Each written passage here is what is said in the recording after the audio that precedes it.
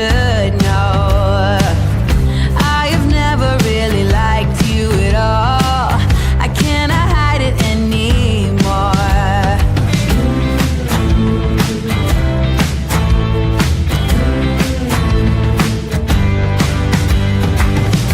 I've been thinking about the future, trying to forget about the past.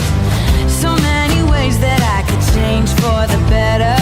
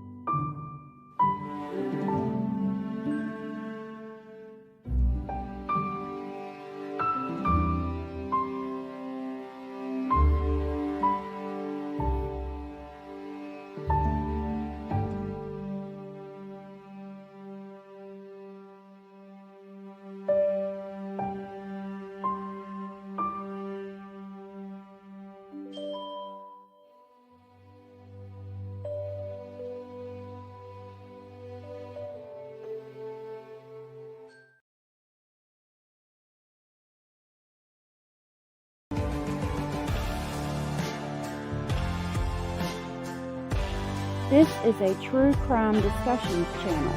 We speculate. This is all just speculation. Because it's true crime, it's for mature audiences only. There will be no children allowed, no exceptions. Everything on this channel falls under fair use. Please remember to like, comment, subscribe, and share. It's free. Hey y'all, it's so good to see you. Why is it? Hold on just a minute. I hate the square. Like, why does it do that? I'm going to need you to stop it right now.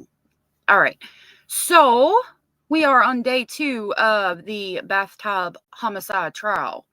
Jose Morales is accused of beating his girlfriend and mother of his daughter to death, and evidently he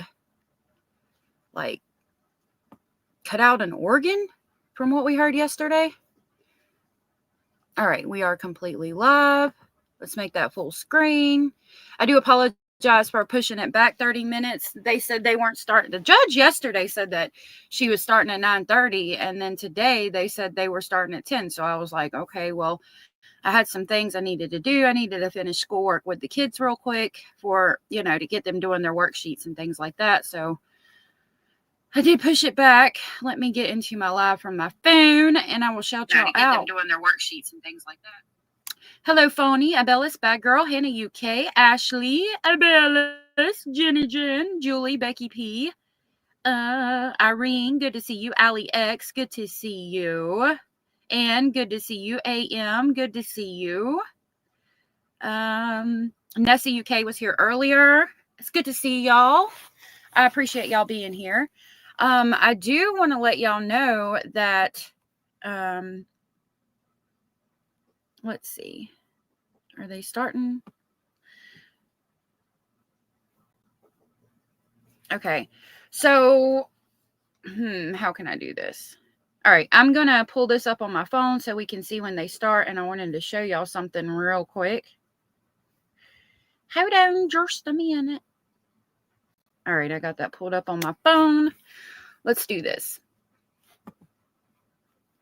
Hey, Gigi. Good to see you. Here, Sandra. Good to see you. Good to see you. Good to see you. So we need to do this.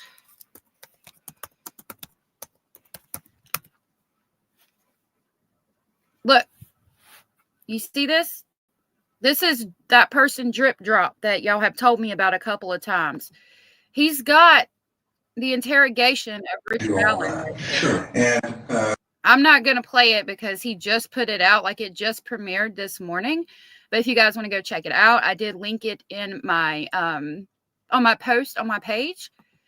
I did submit a FOIA to get it for myself. So when I get that back, or in a couple of days, depending which happens first, I will have that. We will talk about it and go over it. But if you want to see it, go check out Drip Drop and give him a like and subscribe. We will do a recap real quick while we're waiting for them to come to court for anybody that's coming in today, so you get kind of the idea of what we're watching. This is Christine.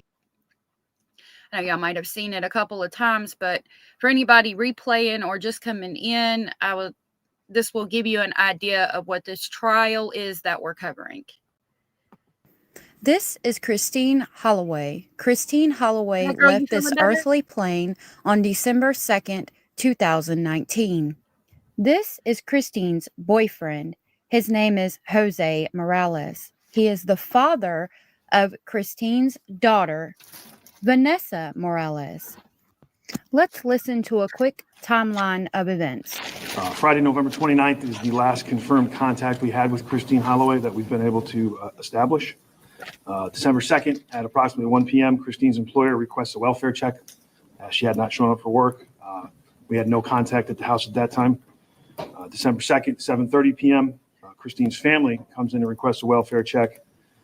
At that point, we make entry into the house. Christine is found deceased in the home, and Vanessa Morales is missing. Christine's cause of death was blunt force trauma to the head. Basically, she had been beaten to death. Jose Morales is the alleged perpetrator. Their daughter, Vanessa, is missing still to this very day. What he did with her, nobody knows. December 4th, An Amber Alert is issued for Vanessa Morales. December 4th, State of Connecticut, Office of the Chief Medical Examiner rules Christine Holloway's death a homicide by blunt force trauma. And December 17th, the Ansonia Police Department officially announces Jose Morales is the suspect in both the death of Christine Holloway and the disappearance of Vanessa Morales. Vanessa is missing along with her diaper bag, her car seat, and the comforter to her bed. In addition to searching for Vanessa, we are looking for the following items which are listed on this poster board to my far left. Okay, these are items that Christine Holloway used in taking care of Vanessa, and we have been able to locate them. And we are looking for a Graco unknown model car seat and base, and possibly there is a teething ring attached to it, a multicolored polka dot child's comforter, and an Eddie Bauer First Adventure backpack diaper bag color heather gray. Yes, Jenny Jen, we will continue going through the arrest warrant today while they're on breaks or while we're waiting for them to start. I want to finish reading the arrest warrant. I was trying to save it, for when they go to break and things like that. So we have something to read if we're caught up with them and we're just sitting around waiting, Jose Morales has been offered plea deals over the years, but he could never come to terms with the requirements of these plea deals. So starting tomorrow morning, he will be in court. I will be streaming that, so make sure you come and hang out with us while we watch this trial. Jose Morales walked into court smiling and waved at the judge. His behavior just added to the continued frustration felt by the family of Christine Holloway. That's part of the anger, because he, in his mind, and I already know, he thinks he's going to get away with it. It will now be up to a jury to decide whether Jose Morales killed the mother of his infant child. I'm interested to find out what happens next. Do you think he did it?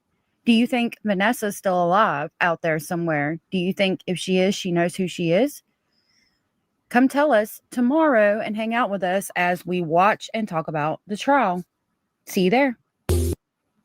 Okay. So they have just come into court. Like I was saying earlier, I will continue to read the arrest warrant as we go to break and things. I will back it up so you can see Mr. Morales, and we will talk for a little bit. Aw, I'm so sorry, bad girl. I'm glad you're okay. Hey, Chaz, good to see you. I'm so sorry. I couldn't imagine dealing with all that. That's just horrible. I'm so sorry. All right, let's not be fidgety today.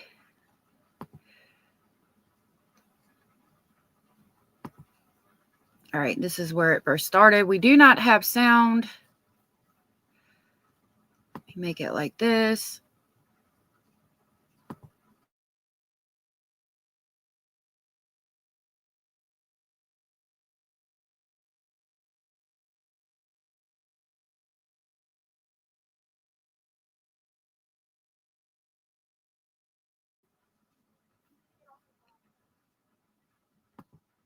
Okay, sorry about that. I had to holler at the youngins. So yeah, there's Mr. Morales talking to his lawyer. He does appear to have lost weight.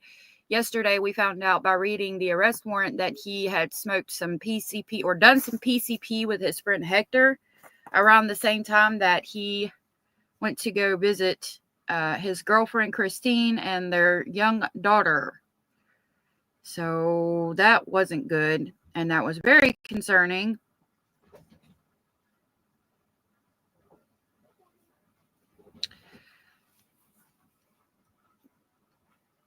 Yeah, bad girl. I couldn't imagine going through that. Becky said if he has family outside the country, I hope she's with them. If he doesn't, I fear he did something terrible with her. What we discussed yesterday, like the possibility of him being outside, the child being outside the country. And we found out through reading the arrest warrant that like a boppy seat, a breastfeeding pillow, quite a few things were like donated,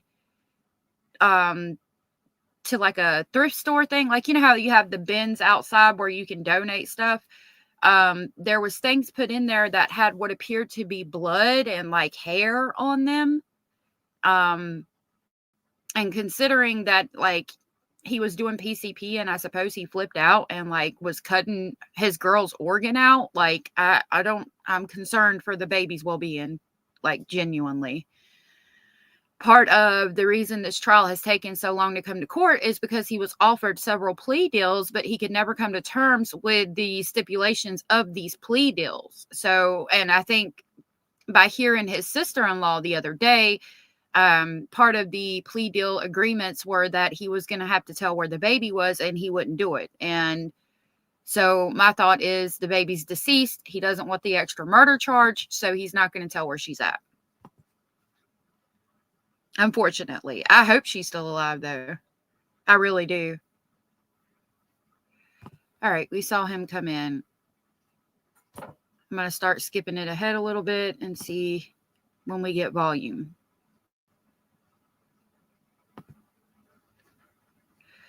Still no volume. All right, we are live now. I suppose we're waiting on that judge. She had to pee again, I guess. Hey, Southern Cats. Good to see you. Why is it always surgical with certain hard drugs? It's what makes people think hobby surgeon. What the fuck? Oh, goodness. Yeah, I don't know. We talked about yesterday the effects of PCP. I had to cut it out of my video. But if you go look at Friday and the part where Mike Epps, I can't remember his name on the show, but he ends up in Debo's chicken coop. You kind of get an idea of what that substance can do to you. Just not a good thing.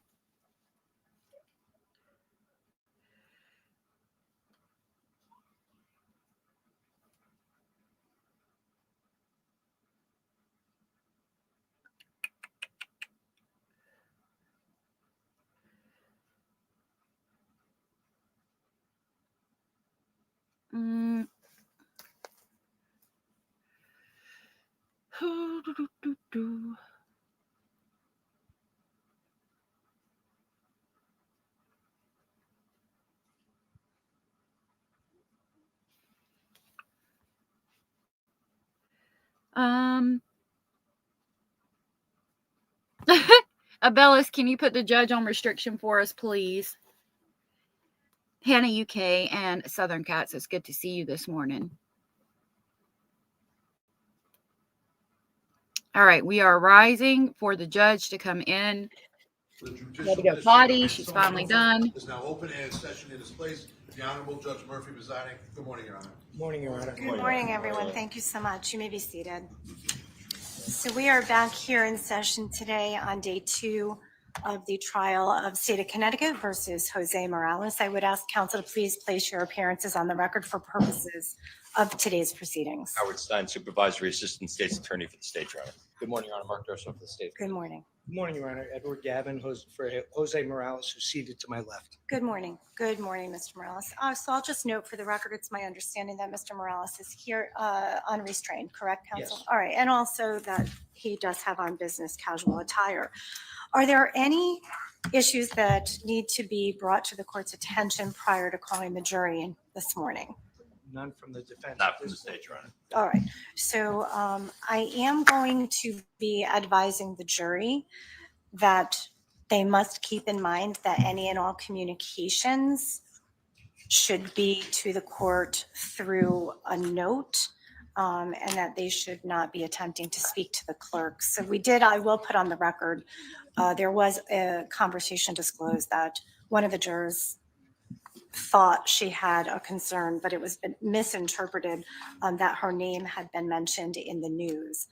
However, upon further clarification by the clerk's office, that was not a concern. It was a concern of a family member, not hers. She has no issue with it. Does anyone seek additional voir dire of that particular juror by any chance? None from the defense, Your Honor. Not from the state, All Your Honor. right. And I just don't want them to bring these items up again in the future with the clerk's office. I want everything to be put in a note. Okay, so I will be instructing the jury of that as well.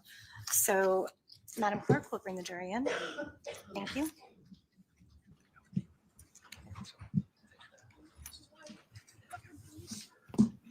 You know, that's a good question. Are you basically saying that, like, by them going pro se, they're going to try to say that try to make it be for like a mistrial, make a mistrial happen.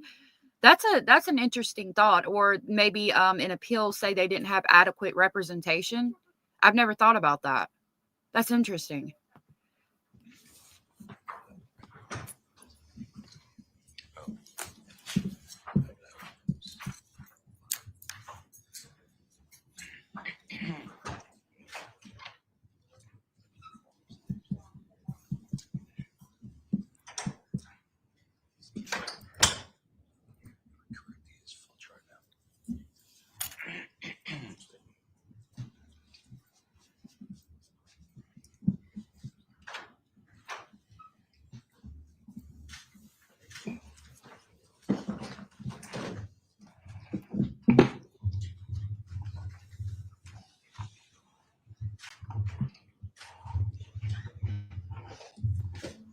Hey, Indy. Good morning. Welcome back. That's interesting, Fawny. Yeah. I think it's very possible. I never would have thought about that. Hey, girl. Hey.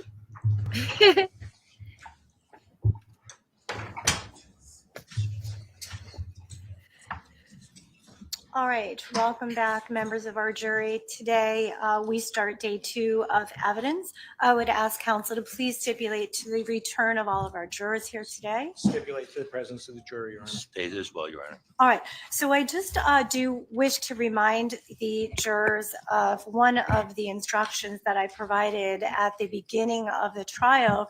And that instruction is that you should not be having any communication with court staff, and any communications you wish to make with the court must be in writing, dated and signed by you as the juror, again, without disclosing the substance or nature of your concern to your fellow jurors. And that note should be submitted to the marshal or a clerk. Just submit the note, and then the court will open the note and find out the nature of any concern, and it will be addressed appropriately, okay? And the parties will also be made aware of the contents of the note, and we will have a discussion and find out what steps we need to take moving forward, okay? So I just wanted to put that out there. It just in case anyone has any type of concern, please just put it in This judge is very like informational and good with the jury, in my opinion. writing and submit it to the clerk or the marshal without telling any of your fellow jurors, and it will make its way to me, okay? Thank you so much. Thank With you so that, much. is the state ready to call its next witness? I am, Your Honor. Thank you so much. Oh, who's Officer it going to be? Christopher Kelley. Okay. Dang, I always forget to write down my time stamp. All right. What are we at? 23:45.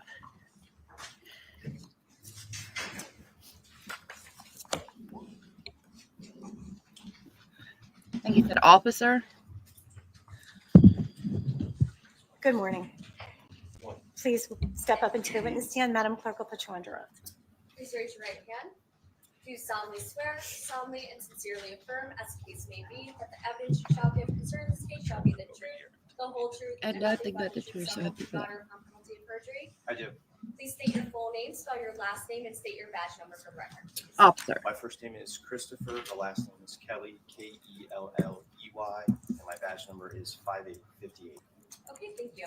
Thank you. You may be seated. Thank you. All right. Officer Kelley. Morning, Officer Kelley. Morning.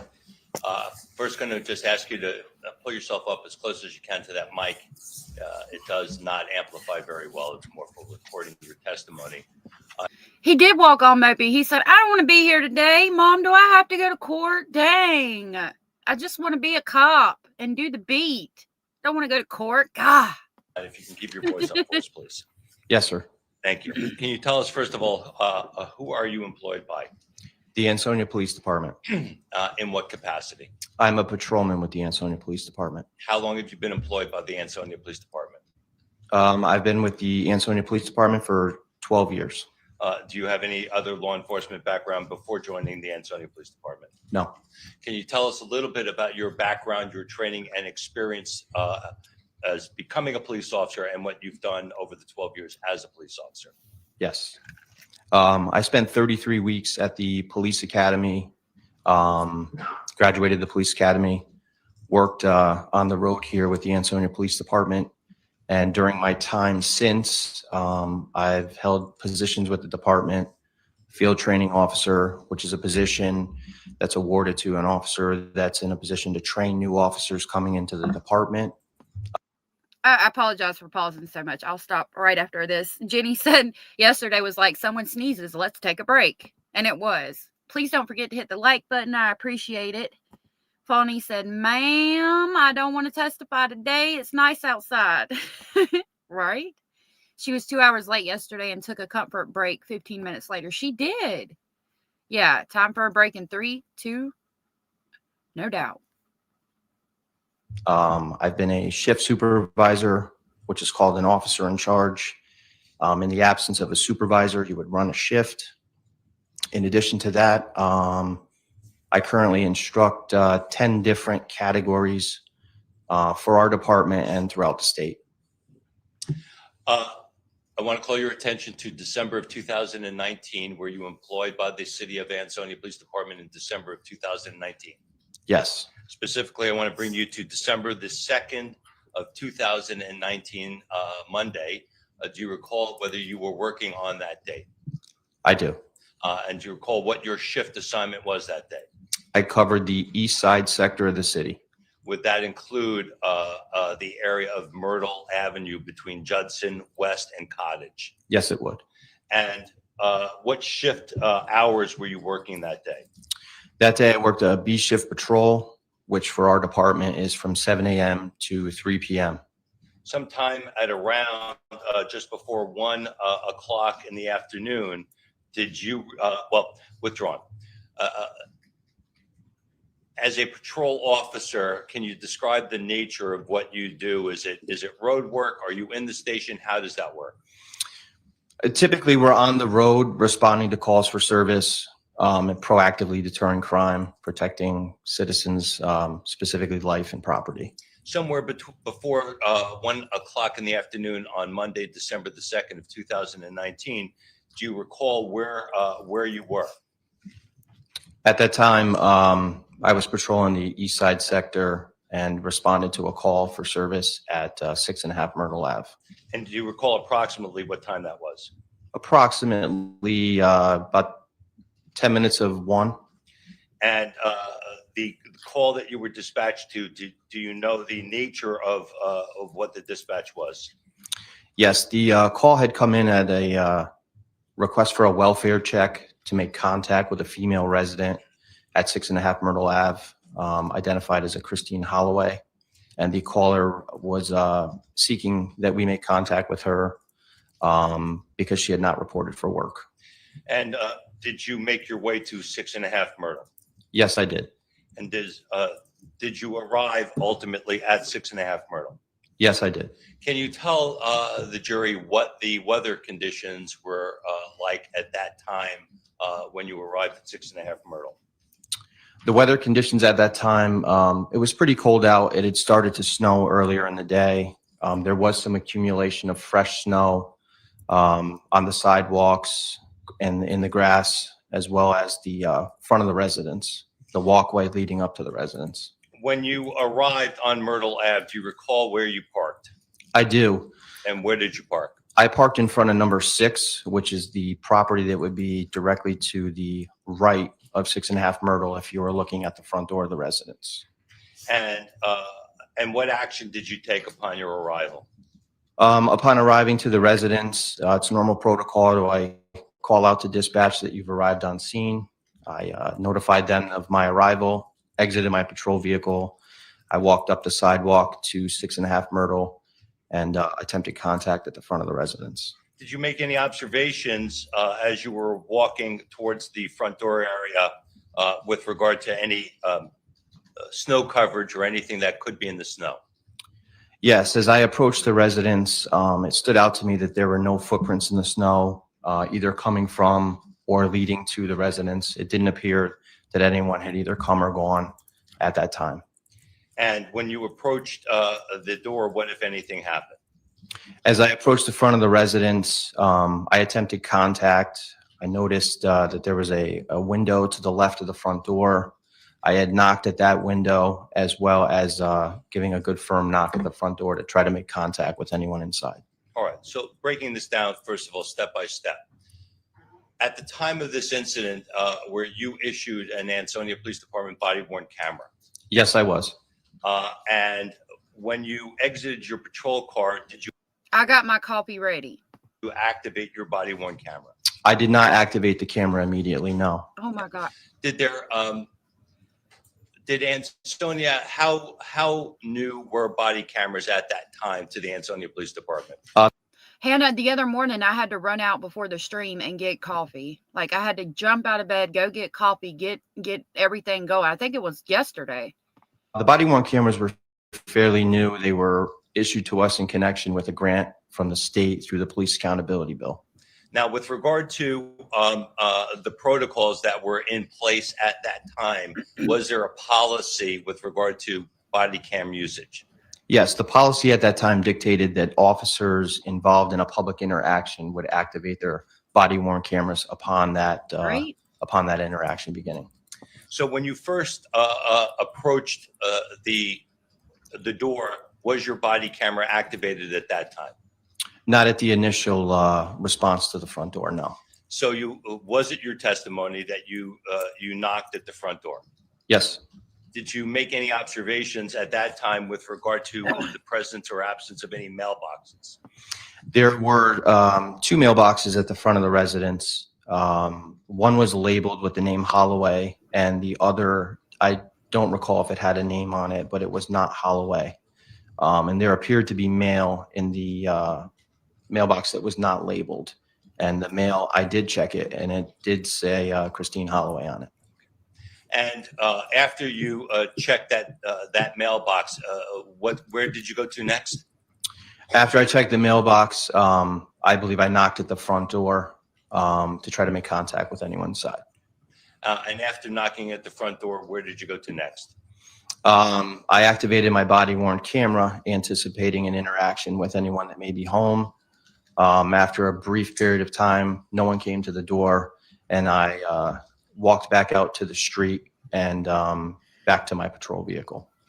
I'm just, for point of clarification, you mentioned earlier that you knocked at a window. When in the steps did you knock on a window?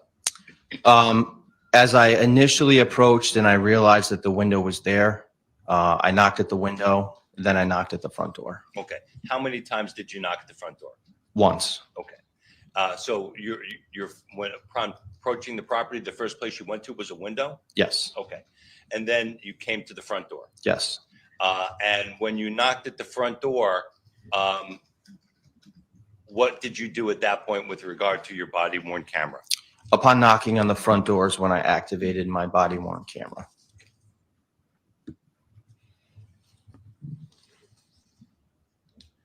Yes, I'm glad y'all are all here. Thank you. I want some Starbucks. Good morning, Overprotected.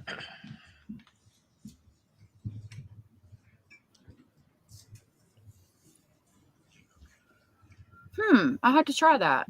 Thanks, Overprotected. Your Honor. Yes, you may. Thank you. Showing you, Officer Kelley, what has been marked States 13. Have you previously seen what this item is before? Yes, I have. And do you recognize any of the writing on it? I do. My initials and badge number.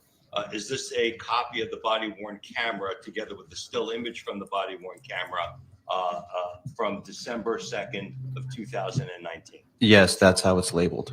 And did you see this item prior to coming into court today? Yes, I did. And is that when you placed your initials and your badge number on this DVD? Yes, it is. And was it a fair and accurate representation of your body-worn camera together with the still image that was captured from it? Yes, it was. I'll offer this, Your Honor, States 13. No objection, Your Honor. All right, no objection. Court will accept into evidence States 13 as full.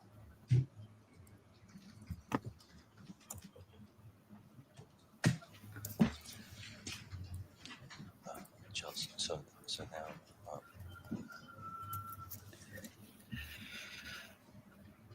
Aw, Brad girl, I'm sorry, love. I hope you feel better, sweetheart.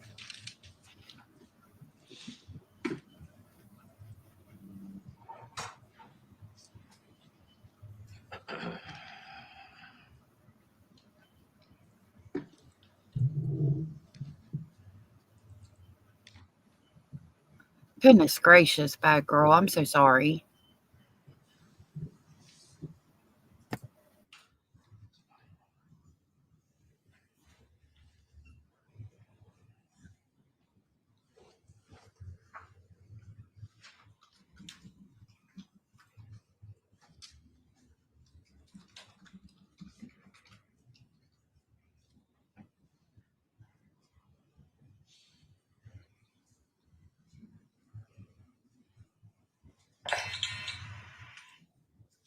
Now, Officer Kelley,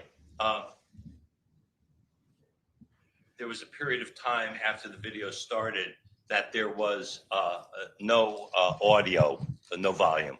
Are you able to explain why that is for the ladies and gentlemen of the jury? Yes, the way the body-worn camera operates, from the time that you activate it, there's a buffer period. The recording system will capture approximately 30 seconds of video prior to activation, and there's no sound during that time period. Once the camera is activated by the officer, you will get video as well as sound. So, and also, I just wanted to call the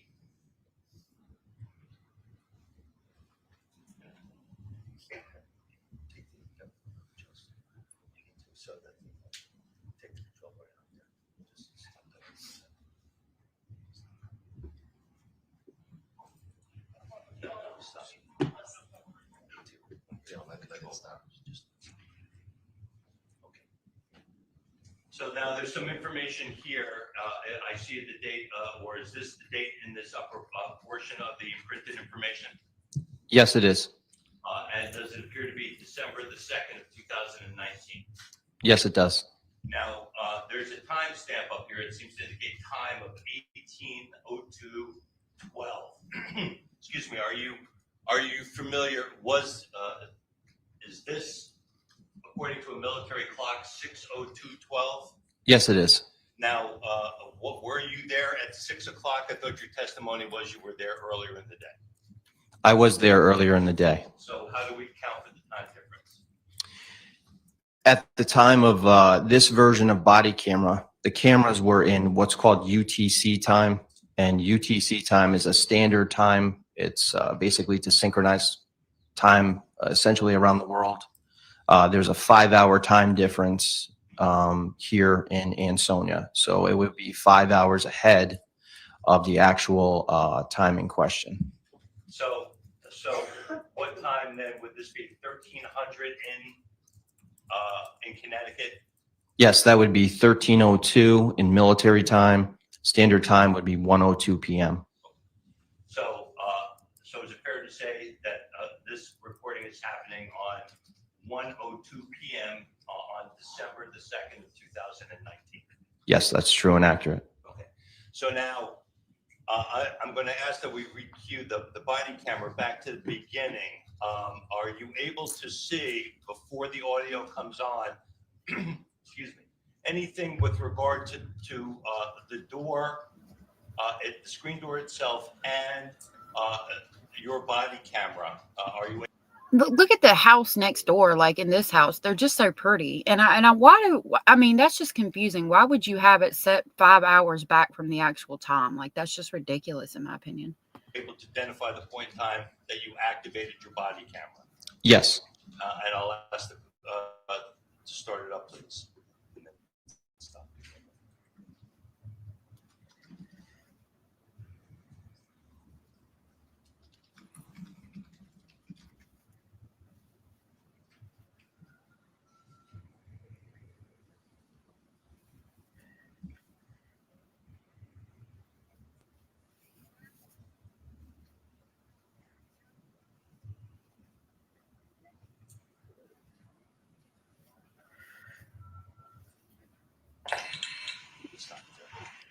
So what observations were you able to make from the video regarding, 1, the door, and 2, your body camera? First, at the door, you'll notice you'll see the glass or the top pane of the front door there. You'll see a vibration in the door. That is the time when I'm actually knocking on the door. So the camera is capturing what it can see, but I'm actually knocking on the door with my left hand. You'll see the vibration in the top pane. With regard to the second part of the question about when the camera is activated, you'll hear an audible tone, and that's to alert the officer that the camera is actually recording audio and video. It makes an audible beep, which you heard as soon as the sound started. And did it appear that your hand went up to your chest just immediately before that audio beep came on? Yes, it did. All right, so now I'm going to ask the rest of the tape be played.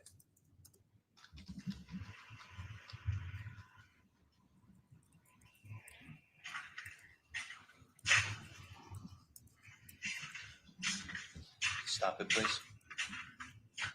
Now, with regard to you are walking down the ramp, there are several cars on the street, car here, car here, car here.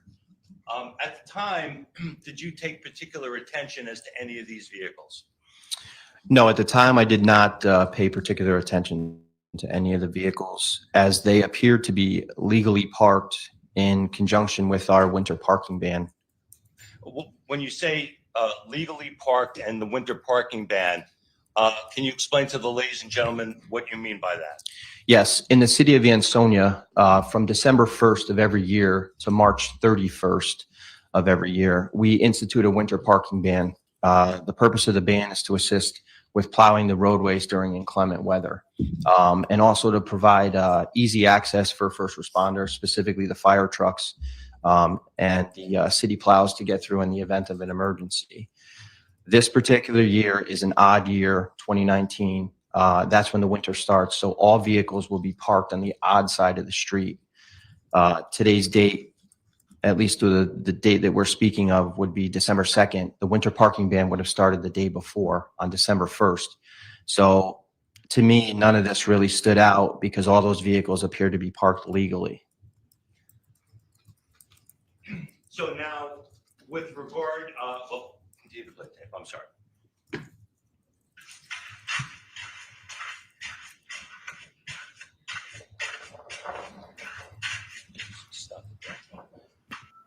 Okay, I have questions. Why are we like, why would you, first of all, I understand the need to like put a ban in, but like, why would you make it to where like on odd years you park on the other side of the street and on even years you park on the right side of the street? Like, I mean, that's just confusing for the members. Is it because like you don't want to be plowing the same road year after year, like the same side or something? Like, what's the deal? I don't get that.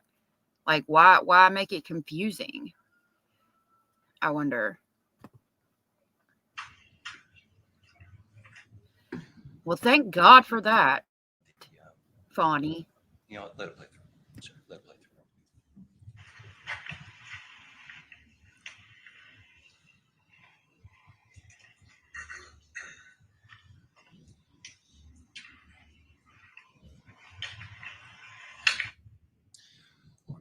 And bring up the photograph on there. Now, with regard to that white house that you were parked in front of, was that 6 Myrtle Avenue? Yes, it was. This is a screenshot from your body-worn camera. Have you seen this prior to coming into court today? Yes, I have. And again, is this a fair and accurate representation of the vehicles as they were captured on your body camera on December the 2nd of 2019? Yes, it is. And did you know, when you went out there, were you aware of the significance of either one of these cars? No, at that time I was not. Had you been provided any information by dispatch to any vehicles that may have been registered to Christine Holloway? No, I was not.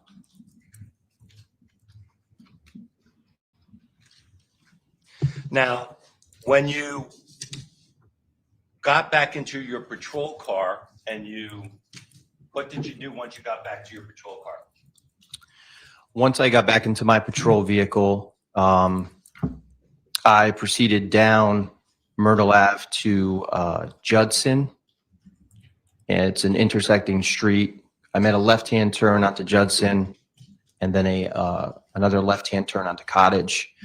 And I attempted to make contact at the rear of the residence. This residence is unique in nature. The front door actually sits on Myrtle Ave, but the rear of the property is actually accessed by Cottage Ave. There's a long driveway that comes up from Cottage to the back of that residence. I proceeded to that through that route, and then I pulled up the driveway at the back of the residence.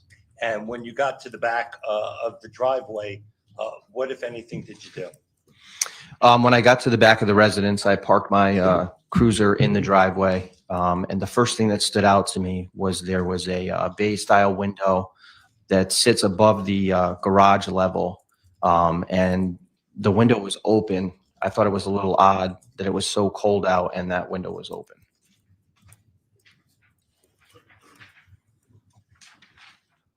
No objection. That part he's going to have a hard time explaining, because obviously he did that to try to air out the house from the smell of decomposition or blood or all of that. So if you were that messed up on substances, if that's what he's going to go with, then how did you have the forethought to open the windows and turn the fan on? You know what I mean? I mean, that would be a question I had as a juror.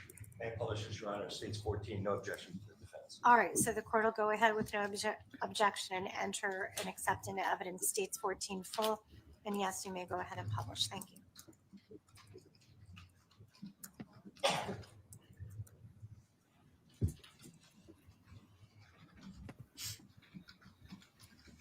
Showing you what has been marked states 14, do you generally recognize what this is? Yes, I do. And what do you recognize this to be? This is a view of the rear of the residence from the driveway. And you just told the ladies and gentlemen of the jury, you made an observation with regard to a window and a pumpkin having enhanced towards the top part of the picture of the bay window area. Is this generally what you saw when you appeared on December the 2nd, 2019 at the rear of 6.5 Myrtle? Yes, it is.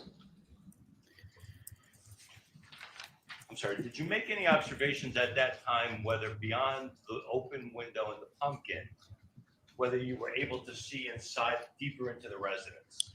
No, the window coverings that you see there were closed completely, and I was not able to see inside. Really, Southern? After making that initial observation, Officer Kelley, what, if anything, did you do next? Next, I tried to make contact at the backside of the residence there. The first thing I attempted to do was see if I could see into the garage area to see if there was a vehicle parked there.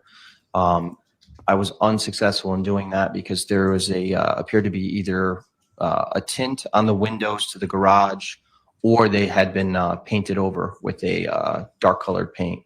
I couldn't see inside. Next, I proceeded to the left side. I did notice that there were two doors on the left side of the residence there at the garage level. The first one appeared to go into the garage. That one also had a dark tint or some type of paint on it where I could not see inside. And then as I proceeded closer to the front of the residence, there was also a second door there.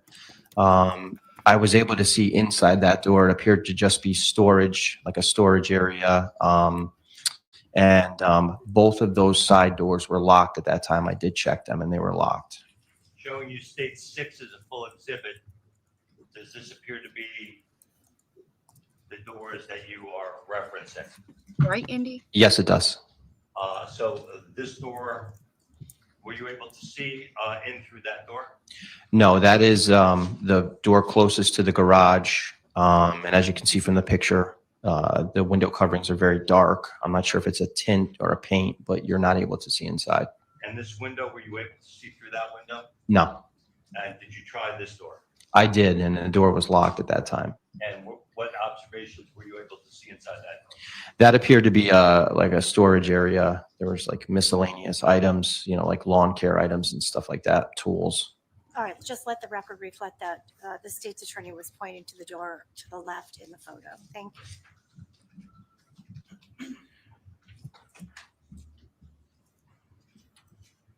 So after conducting that walk around, what, if anything, did you do next?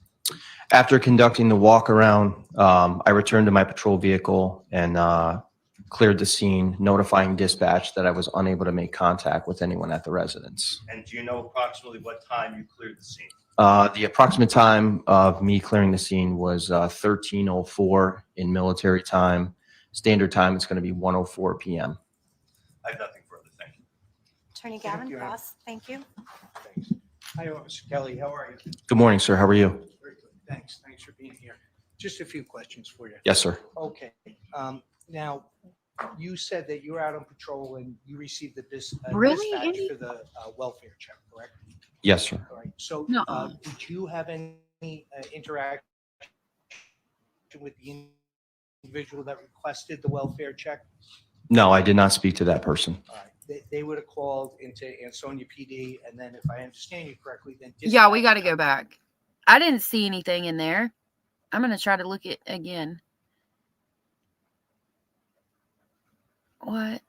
And now I'm not going to be able to find it.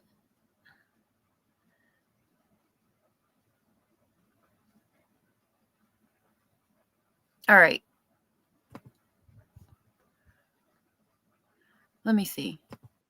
The door closest to the garage, and as you can see from the picture, the window coverings are very dark. I'm not sure if it's a tint or a paint, but you're not able to see inside. And this window, were you able to see through that window? No, And did you try this door? I did, and the door was locked at that time. And what observations were you able to see inside that door? That appeared to be like a storage area. There was like miscellaneous items, like lawn care items and stuff like that, tools. All right, just let the record reflect that. The That was a student was picture. pointing to the door to the left in the photo. Thank you.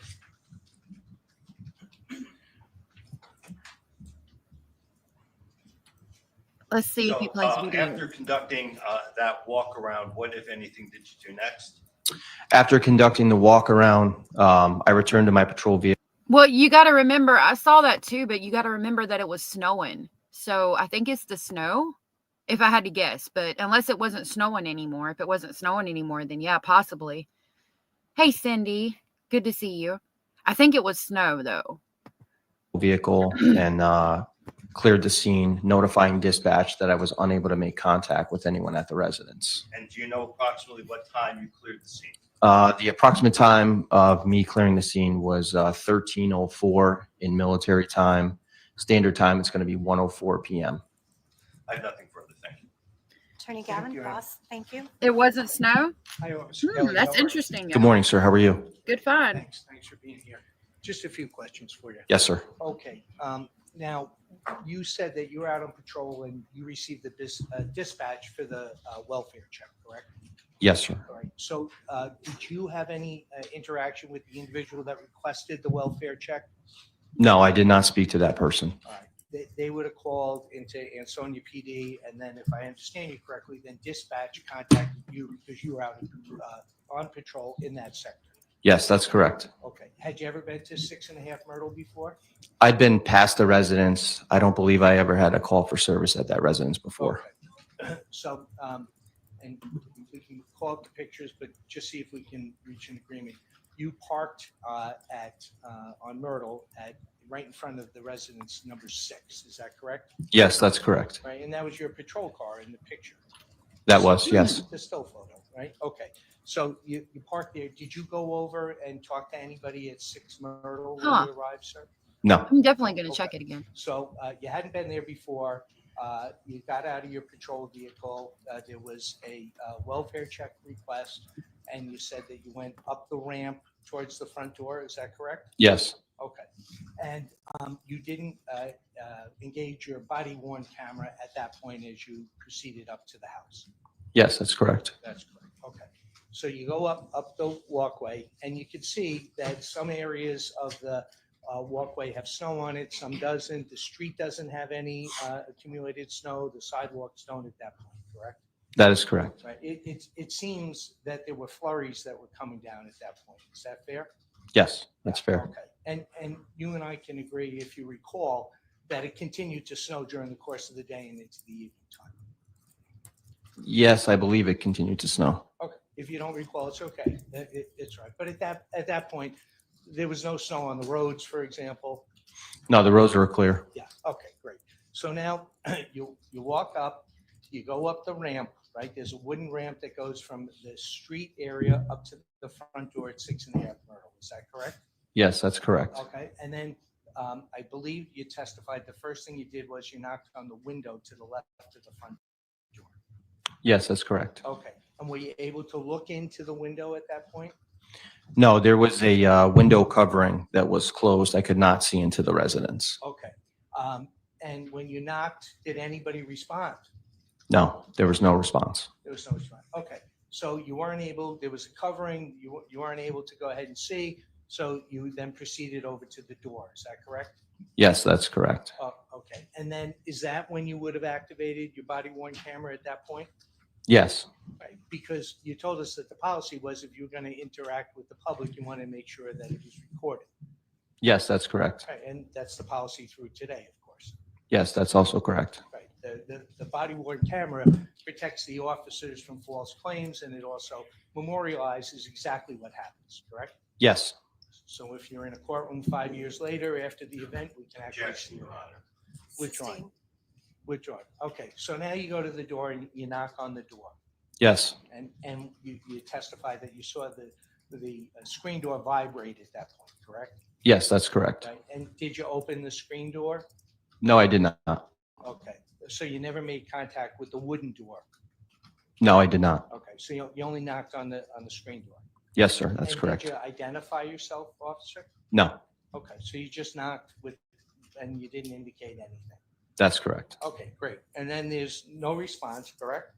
That is correct. Right, and then you walk back down the walkway towards Yeah, the street. yes, that's correct. Right, towards your cruiser, okay? Yes, And then you went over to your cruiser, which is over in front of the O'Meara house at 6 Myrtle Avenue. I don't know if you know that or not. I don't know that, but it was 6 Myrtle Avenue. Yeah, you forget the resident, but you know it was 6 Myrtle where your cruiser was parked. Okay, and then you got into the cruiser, correct? Yes, And that's when you circled back around and you went to the back side of the building located at 6.5 Myrtle, correct? yes, that's correct. And that's when you saw the driveway came up and then there were the 3 garage bays, correct? Yes, Right, okay. And when you got out of the cruiser back there, did you see anyone around? no, there did not appear to be anyone around. Okay. And when you went to the back, would it be fair to say that the apartment at 6.5 Myrtle was located above the 3-bay garage? Yes, that's correct. Okay, great. So now you go there, you said that the windows were either tinted or blacked out, and you tried to look in and you weren't able to see anything in the bay garage doors. Is that correct? Yes, that's correct. And then you went around to the side of the house and there were 2 doors there. Yes, on the left side. Yeah, on the left side, and you checked those Yes, I did. and they were locked. Yes, they were. Okay, and one of them you couldn't look in, Yes, the front one, closest to the garage, you could not see in. right, couldn't see through, but the second one you could see in, and you said you saw some storage stuff at that point. Yes, Okay, and then did you go back to where the garage was and go around the other side of the building? no, so on the other side of the building, it did not look like there were any doors or anything, just the foundation. I did not go to the other side. Okay. And it was described that there was an embankment that went back up to the Myrtle Avenue street level. Is that correct? Yes, the front of the property on Myrtle Ave sits up significantly higher than the rear on Cottage Ave. Indy, that is really interesting. Oh my gosh. No, you're not in timeout that I could see. Okay. Okay. And sir, how long were you totally at the scene? Approximately 5 minutes, maybe. Okay. And then after you did your investigation in the rear of the building, you got back in your cruiser, correct? Yes, And I take it you would have notified dispatch at that point that the call was clear.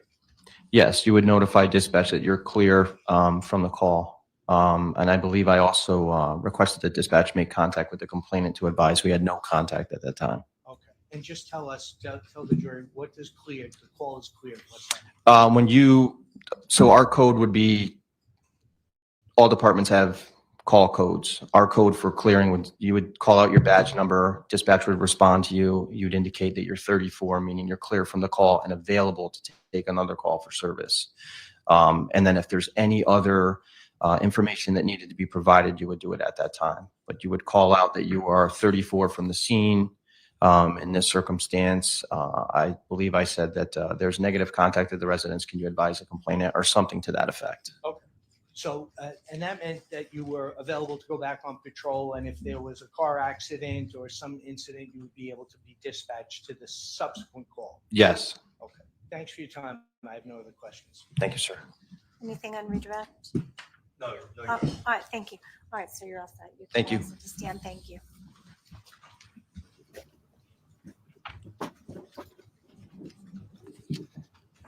Attorney Stein, is this date ready for its next witness? Yes, Your Honor. All right. you Mira may Watkins, proceed. please. Thank you.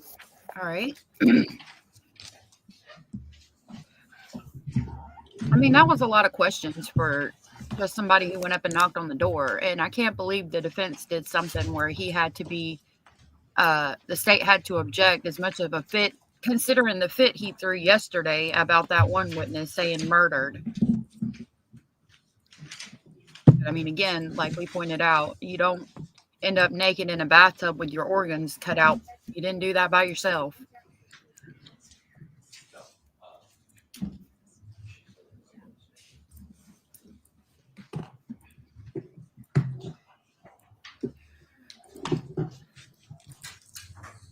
Considering that he took a couple of plea deals, I'm wondering if he's going to admit to the murder. I mean, I would think if he was, I guess we wouldn't be in court right Good now, morning. but Please step into the witness box and remain standing. Madam Clerk is going to put you under oath, okay? Thank you. Please raise your right hand. Do you solemnly swear, solemnly and sincerely affirm, as the case may be, that the evidence you shall give concerning this case shall be the truth, the whole truth, and nothing but the truth, so help you God, or upon penalty of perjury? Yes. Please state your full name, spell your last name, and state your address for the record, please. Mira Watkins, Watkins. My address is 31 Rose Station Road, New Gloucester, Maine, 04260. Thank you. You may be seated. Thank you. who is this? Hi, Mira. Hi. How are you? Good. You a little nervous? Yeah. All right. Do you need some water? No, I'm good. Okay. A couple of things, first of all. Can you pull yourself in a little bit closer to that mic? The mic does not amplify very well, and I need you to really keep your voice up. So I don't ever want to. here can hear from you. All right? All right. So, so your name is Mira Watkins? Mm-hmm. Yes. And did I hear you put an address on the record that you're from Maine? Yes. Okay. How long have you been living in Maine? About 3 years. And I want to call She's got beautiful back eyes. to 2019. Were you living in the state of Connecticut in 2019? Yes.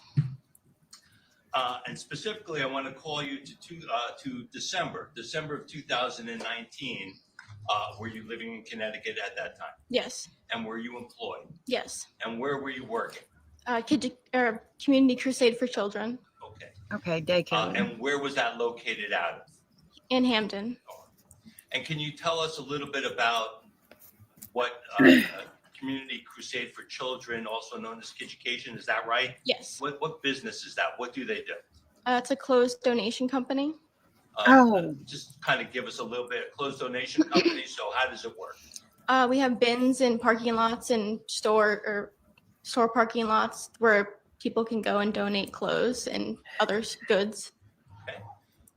And then, so someone goes and donates something in a bin, one of your bins, then what happens to it? We have a couple trucks and routes that go and pick up the stuff from the bins different days. Okay. And then when you do that, once the trucks pick them up, what happens to it? We bring them back to the warehouse to be sorted.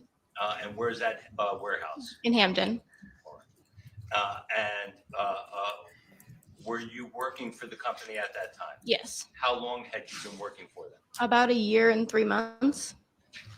I want to call your attention specifically to December the 4th of 2019. Do you recall December 4th, 2019? Yes. And do you recall that would have been a Wednesday in December? Yes. So now, were you scheduled to work at Kitchen on that date? Yes. And what time did you report to work that day at Kitchen? Between 7:30 and 8. Was that your normal starting time? Yes. And when you got to work that day, did you become aware of what your assignment was on that date? Yes. And how would you become aware of what your assignment was? We had a dispatch office, and I would get my run sheet with who my helper was and what our route was for that day. No objection. States 15, Your Honor, no objection from the defense. It's identified as a run sheet. All right, thank you so much. With no objection, court will go ahead and accept into evidence States 15 as a full exhibit. And I would further note it is a 2-page stapled document. Thank you, 2 pages. Showing you what's been marked as States 15, Mira. Do you generally recognize what this document is? Yes. And what do you recognize it to be? Just a normal run sheet. Okay. And then specifically looking at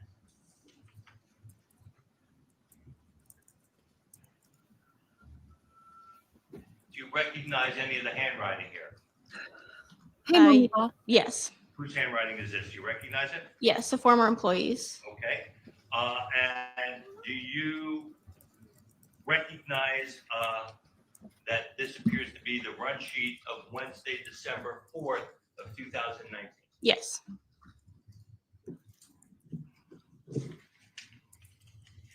And do you further recognize that information? Yes. And what do you recognize that to be? That it's my route, mine and Fredo's route. So were you working with somebody on that day? Yes.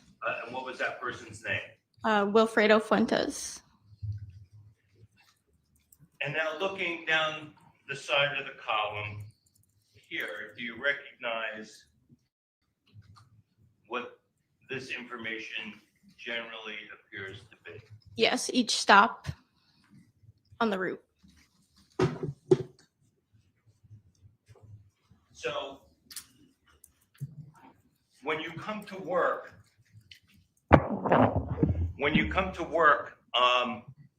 on any particular day, do your stops, are they all the same every day or do they change? No, they change. And do you become aware of what stops you're going to make based upon this run sheet? Yes. And when you came to work this day, now were these the stops that you were going to have to make during your shift? Yes. There's a column over here where my finger is marking at the left side of the image. What is depicted in this column? That's what time we got there. And then there are columns here which have fractional numbers. What do you recognize those to be? Those are just marking how full the bins were. Okay. Then if I slide the document over, a column here, what do you recognize this column to be? That's what time we finished at the stop. Okay. And with regard to these columns here, where there appear to be slashes, can you explain the significance of those columns? Yes.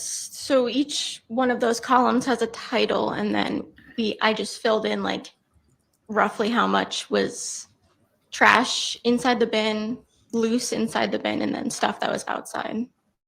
So this would be trash, this would be in the bin, and this would be outside the bin? Yes.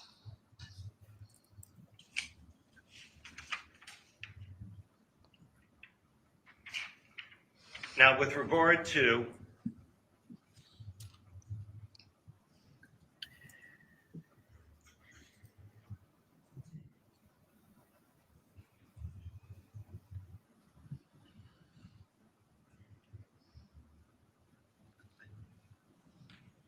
Now, with regard to this particular date, Wednesday, Like, I don't understand why we need to know this. Remember, in the arrest warrant, we heard that he donated stuff that had blood on it, like the baby stuff. But, like, I mean, I don't find it necessary to need to know all of this. This is pretty invasive or evasive or in depth.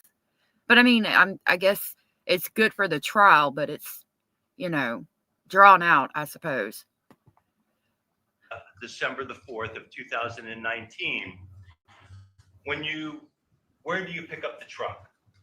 In Hamden. And when you leave Hamden, do you know, I know you have your sheet, but do you know where you're going physically? Do you know how to get to each and every one of these stops? Generally, yes. Okay. Do you use any other form of assistance? I'd use a GPS. And so with regard to your first stop, do you know where your first stop was that day? Yes. And where was that first stop? At Krauser's. And in what town? West Haven. And do you know what time you arrived? At 9:23. So with regard to, and again, at least in this copy, is that a 9 and not a 7? It looks like part of the loop there is. Yeah, it's a 9. And after you cleared that, where was your next stop? At Verizon. And where was the Verizon? West Haven or? Let me back it out for you. Oh, Derby. Okay. And what time did you arrive there? 9:35. And after the Verizon store, where would you have gone to next? Big Lots. In Derby. Okay. And what time did you arrive there? 9:48.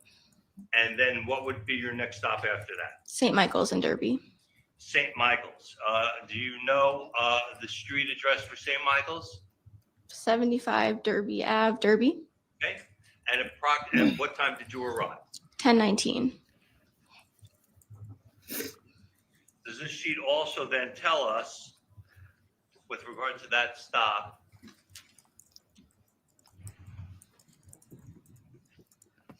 Y'all, I hate, this is me allegedly speculating, right? But considering that he was doing PCP, the damn girlfriend, okay, he seemed to be on and off again with her, would go on the weekends, really cared about the two he had custody of, not so much, he didn't really care about Christine, and probably not as much about the younger, their child, Vanessa, if I had to speculate, right? Because he talks about distancing himself from her, whether he's doing that after the homicide or if it was always like that, we won't know. But the baby stuff is donated at St. Michael's, which is more than likely a church, and it's got blood on it, and mom's found in the tub naked with an organ missing. Really, it all adds for me. He's okay, he's tripping out on PCP.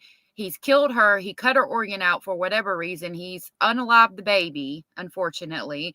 And he's like, oh God, I need to donate. Somebody could use this stuff. And so he takes it to a church kind of to repent for his sins. I don't know. That's how I see it. Call me crazy. That's just my speculation. Considering he was probably tripping out, and he's like, oh, I can repent for my sins by donating this stuff to a church so somebody else can use it. Not realizing that it was covered in blood, because who donates stuff that's covered in blood or has blood on it? You know what I mean?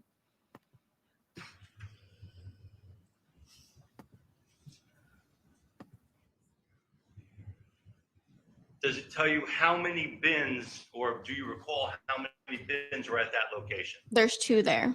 And do you have a notification as to how much material were in those containers? Yes, by circling, but we don't specify which one is on which side. Okay. So the police said that there was a woman and an organ was removed and sitting somewhere, I think out or beside her or on top of her or something. That's all I know. I don't know what organ was removed, and nothing has been found of the child. But the bed, I believe the bed sheet for the mattress was gone, the blanket, the car seat, and the diaper bag. Okay. So is it fair to say, looking at your sheet, that one container was 5/8 full? Yes. And another one was completely full? Yes. And does the sheet tell us, with regard to that particular stop, what time you cleared the stop? At 11:26. So arrived at 10:19 and took you about an hour to clear that call at 11:26? Yes. And again, using the chart, there, can you describe the nature of the materials just generally? What was there? Mostly loose, but enough bagged too. Okay.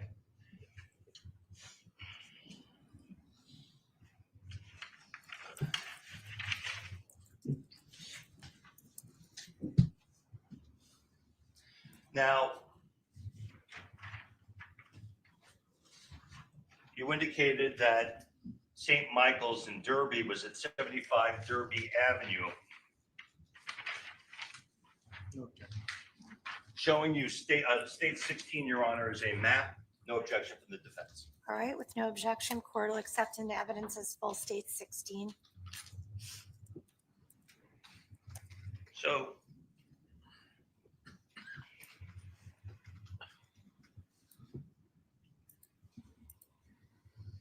showing you Ms. Watkins state 16? 16. There's a full exhibit. Do you generally recognize what you see here? Yes. And I zoomed in a little bit. Let me back it out a little bit just to some of the more detail. Do you recognize where St. Michael's Church is? Yes. And where I'm pointing with my pointer, does that appear to be St. Michael's Church? Yes. I'm sorry, Attorney Stein, could you please add a description to that for the record? I was getting there. Thank you. And where I am pointing is about the middle of the picture, towards the bottom part, in the center part of the picture. Is that St. Michael's Church? Yes. And do you recognize this roadway that seems to run from the bottom of the photo up to the top of the photo in the same general area? Yes. What roadway is that? Derby Ave. Does Derby Ave have any other numbers or markings in this area, if you're familiar? Like on our run? Well, is it also known as Route 34? Yes. And do you recognize what this roadway is here? Yes. And what roadway is that? I'm sorry, again, Attorney sorry. Stein, you are pointing and we need to reflect that in the record. Is pointing from off of Derby Ave, running to the left edge of the photograph. Do you recognize what that is there? Main Street. All right. And what would be? Okay, sorry, I went to go refresh my coffee. Yes, PCP is a drug. We talked about it a little bit yesterday.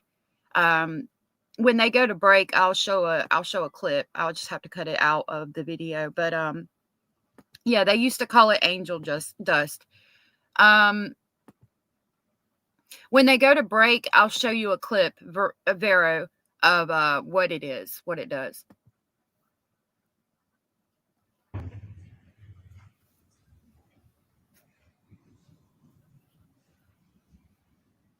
Does that appear to be Main Street crossing Route 8 there? Yes. And do you know just what's on the other side of Route 8 there?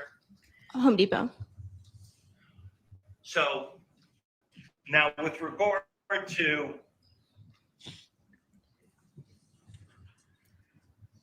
I've zoomed in so that the picture, Your Honor, is depicting St. Michael's Church zoomed in with the words Derby Avenue imprinted.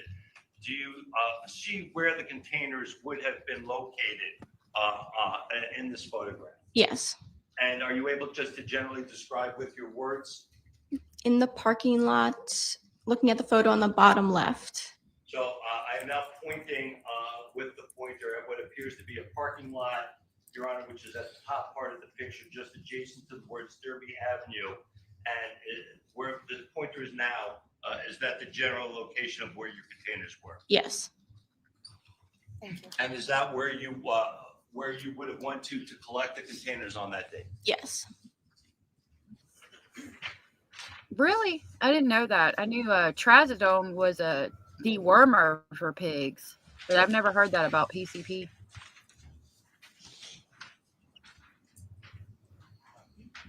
No objection. State 17, Your Honor, no objection from the defense, education bins. Our Yep, report will Tony. accept into evidence as full, no objection, state 17. Thank you. Showing you what has been marked state 17, Ms. Watkins, do you generally recognize what this photograph is? Yes. And what do you recognize as the bin? The bins at St. Michael's. And does this appear to be the containers as they existed in December of 2019? Yes. So now with regard to these two containers, when you arrived with Wilfredo at this location, tell us about the activities that you would have engaged in. Tell me about the activities that you did engage with Wilfredo on December the 4th of 2019. We would have gotten there and I would have unlocked the bins and opened the first one, which was on the left. So looking at the exhibit that's still on the screen, there are two containers. There's one on the left, one on the right. You worked in the left one first? Yes. And tell us what happened next. Fredo would start, I would stand in the back of the truck and Fredo would start emptying the bin.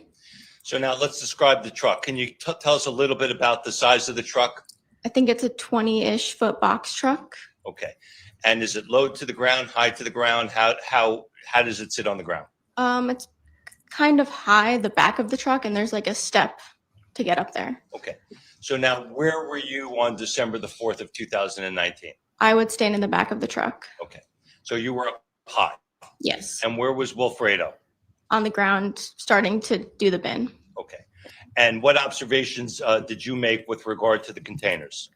That they were decently, like, pretty full. Okay. And did there come a point in time where Wilfredo started to unload the containers? Yes. And what observations did you make? That he would start throwing the bagged clothes to me. And when he started to throw the bag clothes to you, what would you do with them? I would throw them further back into the truck. Okay. And did there come a point in time where he threw anything out to you that you took notice of? Yes. And what was that? We first saw a diaper genie. Okay. And what did you notice about it? That it was covered in a red substance. And what did you think that red substance was? Blood. Okay. What would it be like to be working for, just working for a company like this and then, like a donation bin where you're just grabbing clothes and then be handed something with blood in it, like on it. I mean, that would be so weird. You're just walking around trying to do a good thing for the community, grabbing clothes that got donated, and then you're hit with something with blood in it and find yourself in court some years later. Malibu Surf, I am so sorry. I am so sorry. Like, I don't even know what to say to you. There's nothing I can say that's going to make that better. I'm so sorry. I'll keep you in my prayers. I don't know what to say. I've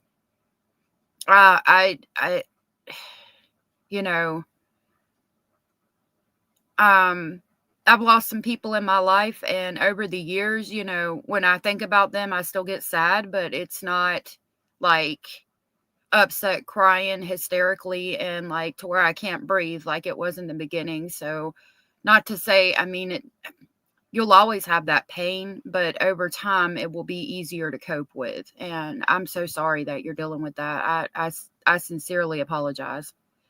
If you need to email me, you can. My email is allegedlyspeculating@gmail.com.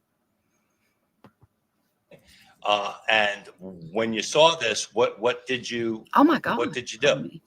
I took a picture and sent it to my boss. Okay. And why did you do that? Hey, Tony. Just to know how to proceed and what we should do. Okay.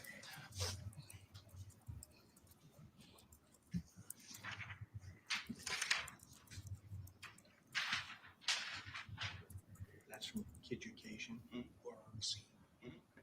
On the scene that day? Yeah. Oh, that's her picture. Okay, no objection. Thank you.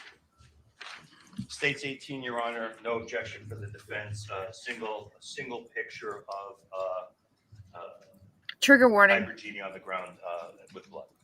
thank you.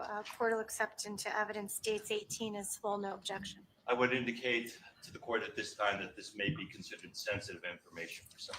All right, so if anyone is either viewing or you're here as a member of the audience, please note that there will be posted a photograph which may contain some sensitive information. So this is your opportunity to possibly look away if sensitive information depicted would somehow bother you.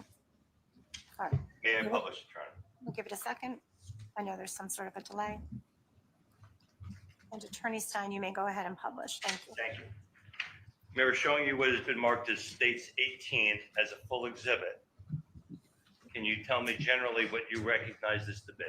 The diaper genie. And is this a photograph that you took? Yes. And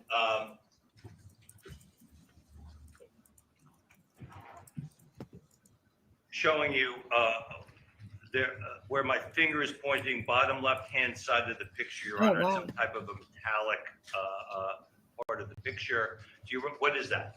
That's the back of the truck that I would step on to get into the box part. So does it appear that you took this photograph, you were standing?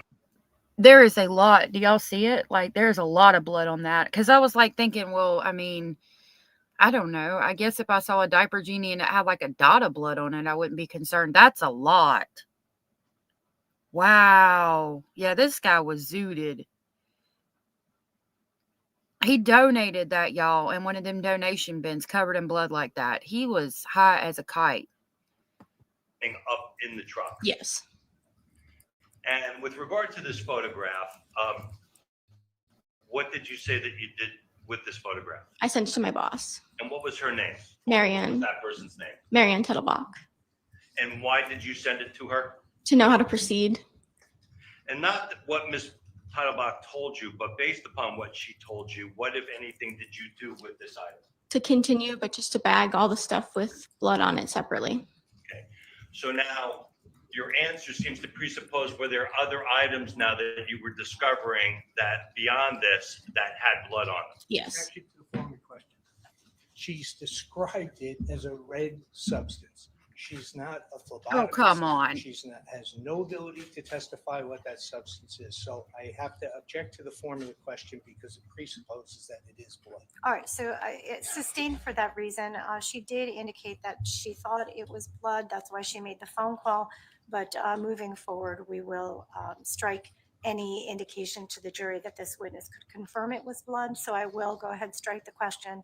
I'll strike the answer. And Attorney Stein, if you could re-ask the question, we'll hear the answer without, Yes, Your Honor. without the conclusion. Thank you. So now, Mira, with regard to this blood-like substance, did other items come out of the bin that had similar blood-like substances?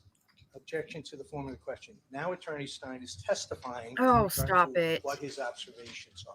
If he wants to describe it as a red substance, but there's no indication that there's any basis for blood. All right, I'll Attorney Stein, I'm going to sustain the objection. I'm going to strike the question. So ladies and gentlemen, the last two questions are stricken. The answer to the first question is stricken. Again, it's not evidence. I've instructed you about that previously. You will receive additional instructions about that in the charge. Also, if you did include it in your notes, please scratch it out so that you don't consider it. Attorney Stein, Linda was in here please earlier. find a way to work around that in terms of your questioning of this witness as to why she bagged separate items. Thank you. Your Honor, just for clarification, in all reports, it is referred to as BLS. Sir, counsel, that is a term that is used by people who work at labs and police reports. And when they use it, they'll describe that term and explain that term, I'm assuming, to our jury. Right now, we're dealing with a lay witness. Why don't you just ask the lay witness a question in lay witness terms? So, Mira, with regard to this red stuff here on this container, what did you think it was? Objection, relevancy, close to speculation. The court's instructions All right. were to understand why she separated it from the other items. I think that the prosecutor can move past this and get forward with this by saying red material on the on the items. Let's move forward, counsel. So I'm going to go ahead and sustain the objection. Asking her what she thought it was at this point in time would be speculative. It's already in evidence. Counsel, please move on. The red stuff on this thing, what were your instructions with regard to the red stuff? Just to bag it separately. Okay. And did other things come out of the bin with red stuff on it? Yes. And were you able to separate it out into separate bags containing items only with the red stuff on it? Yes.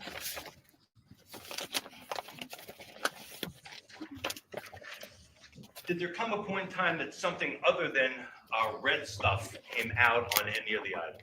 Yes. Sorry, y'all. I mean, you know, we bleed. I think she knows what blood is, but whatever, dude. Okay. No check. States 19, Your Honor. As a photograph, again, sensitive information, and it is a towel with a tissue-like substance. Objection to the description. Of course he's going to object to the description of tissue-like substance. Like, why wouldn't he? But, I mean, with him objecting to the use of these terms and stuff so much, I don't know how we're supposed to talk about this homicide in this courtroom today. Because you have an objection with every damn word they use. But I guess at the end of the day, they can't say he had ineffective counsel.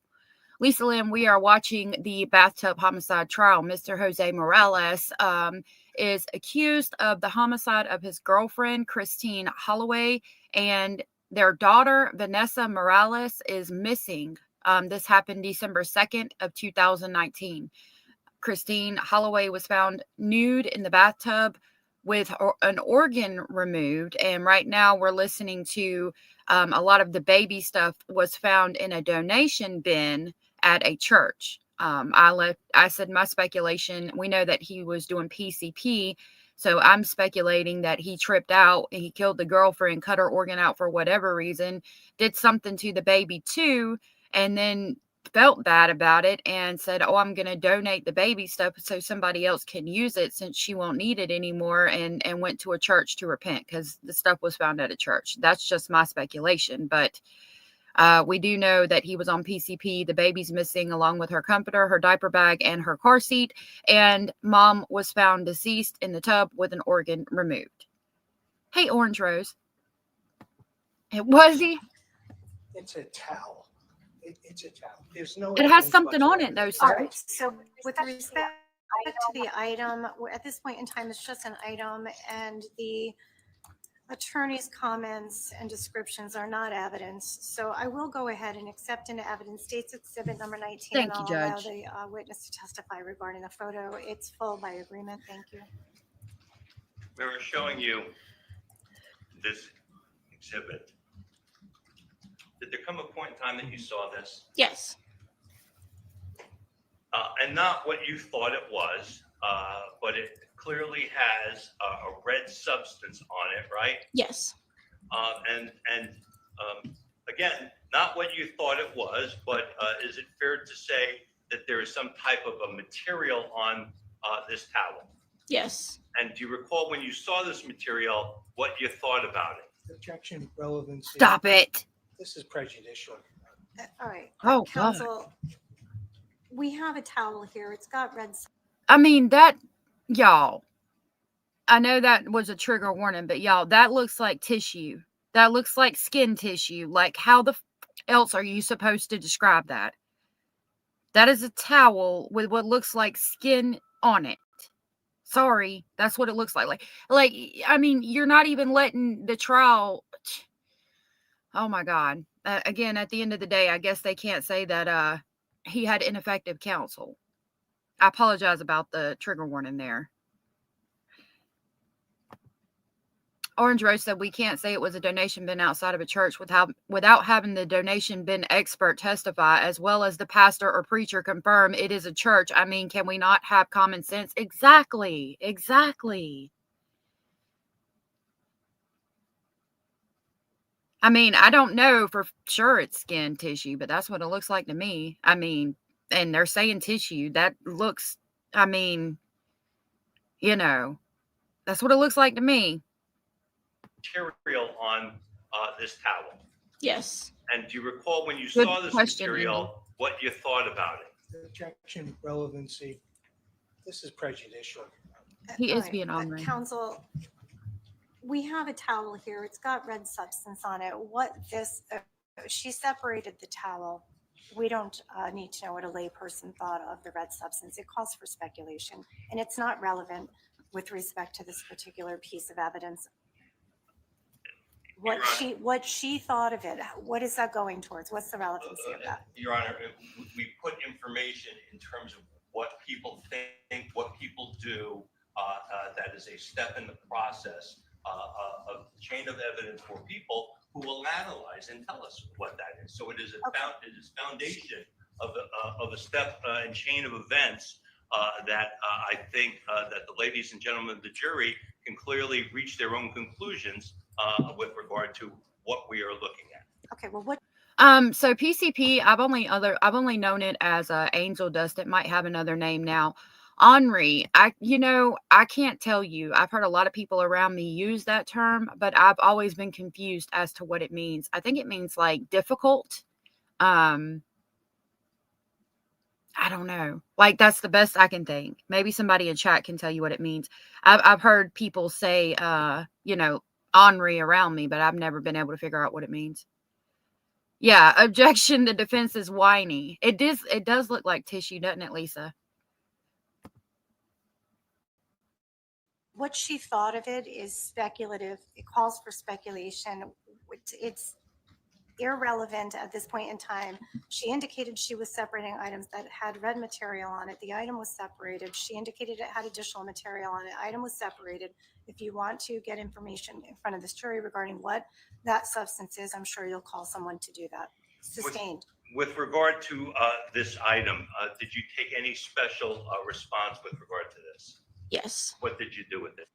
I found a little Ziploc bag to put it in. And did you put it in the Ziploc bag? Yes. And after it was in the Ziploc bag, what did you do with it? Put it in the bag with the other red stuff.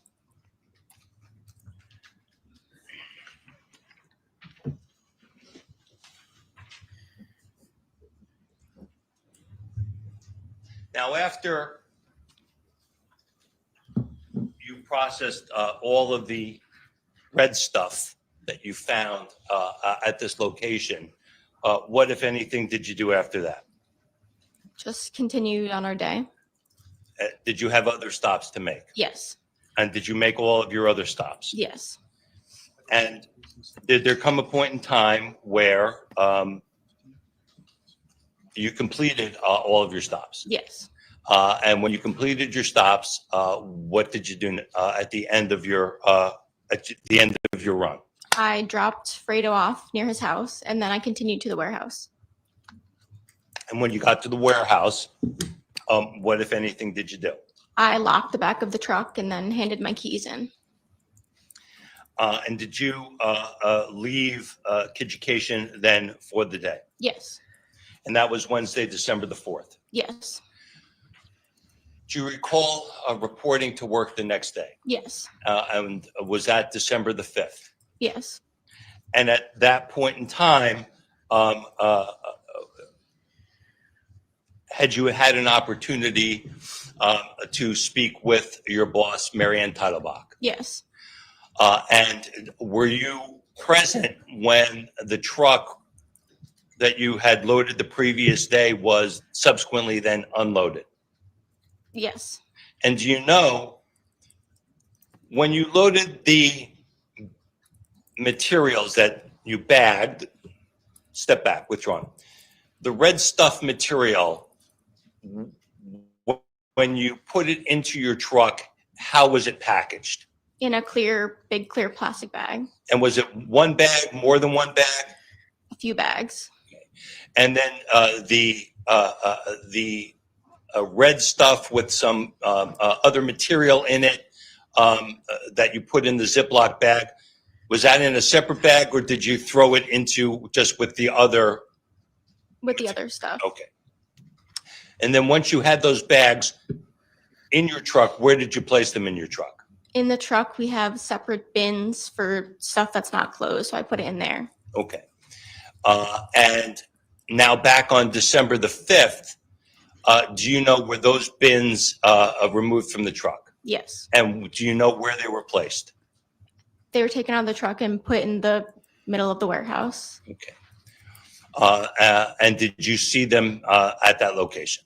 Yes. And were they the same items that you had collected and bagged the day before? Yes.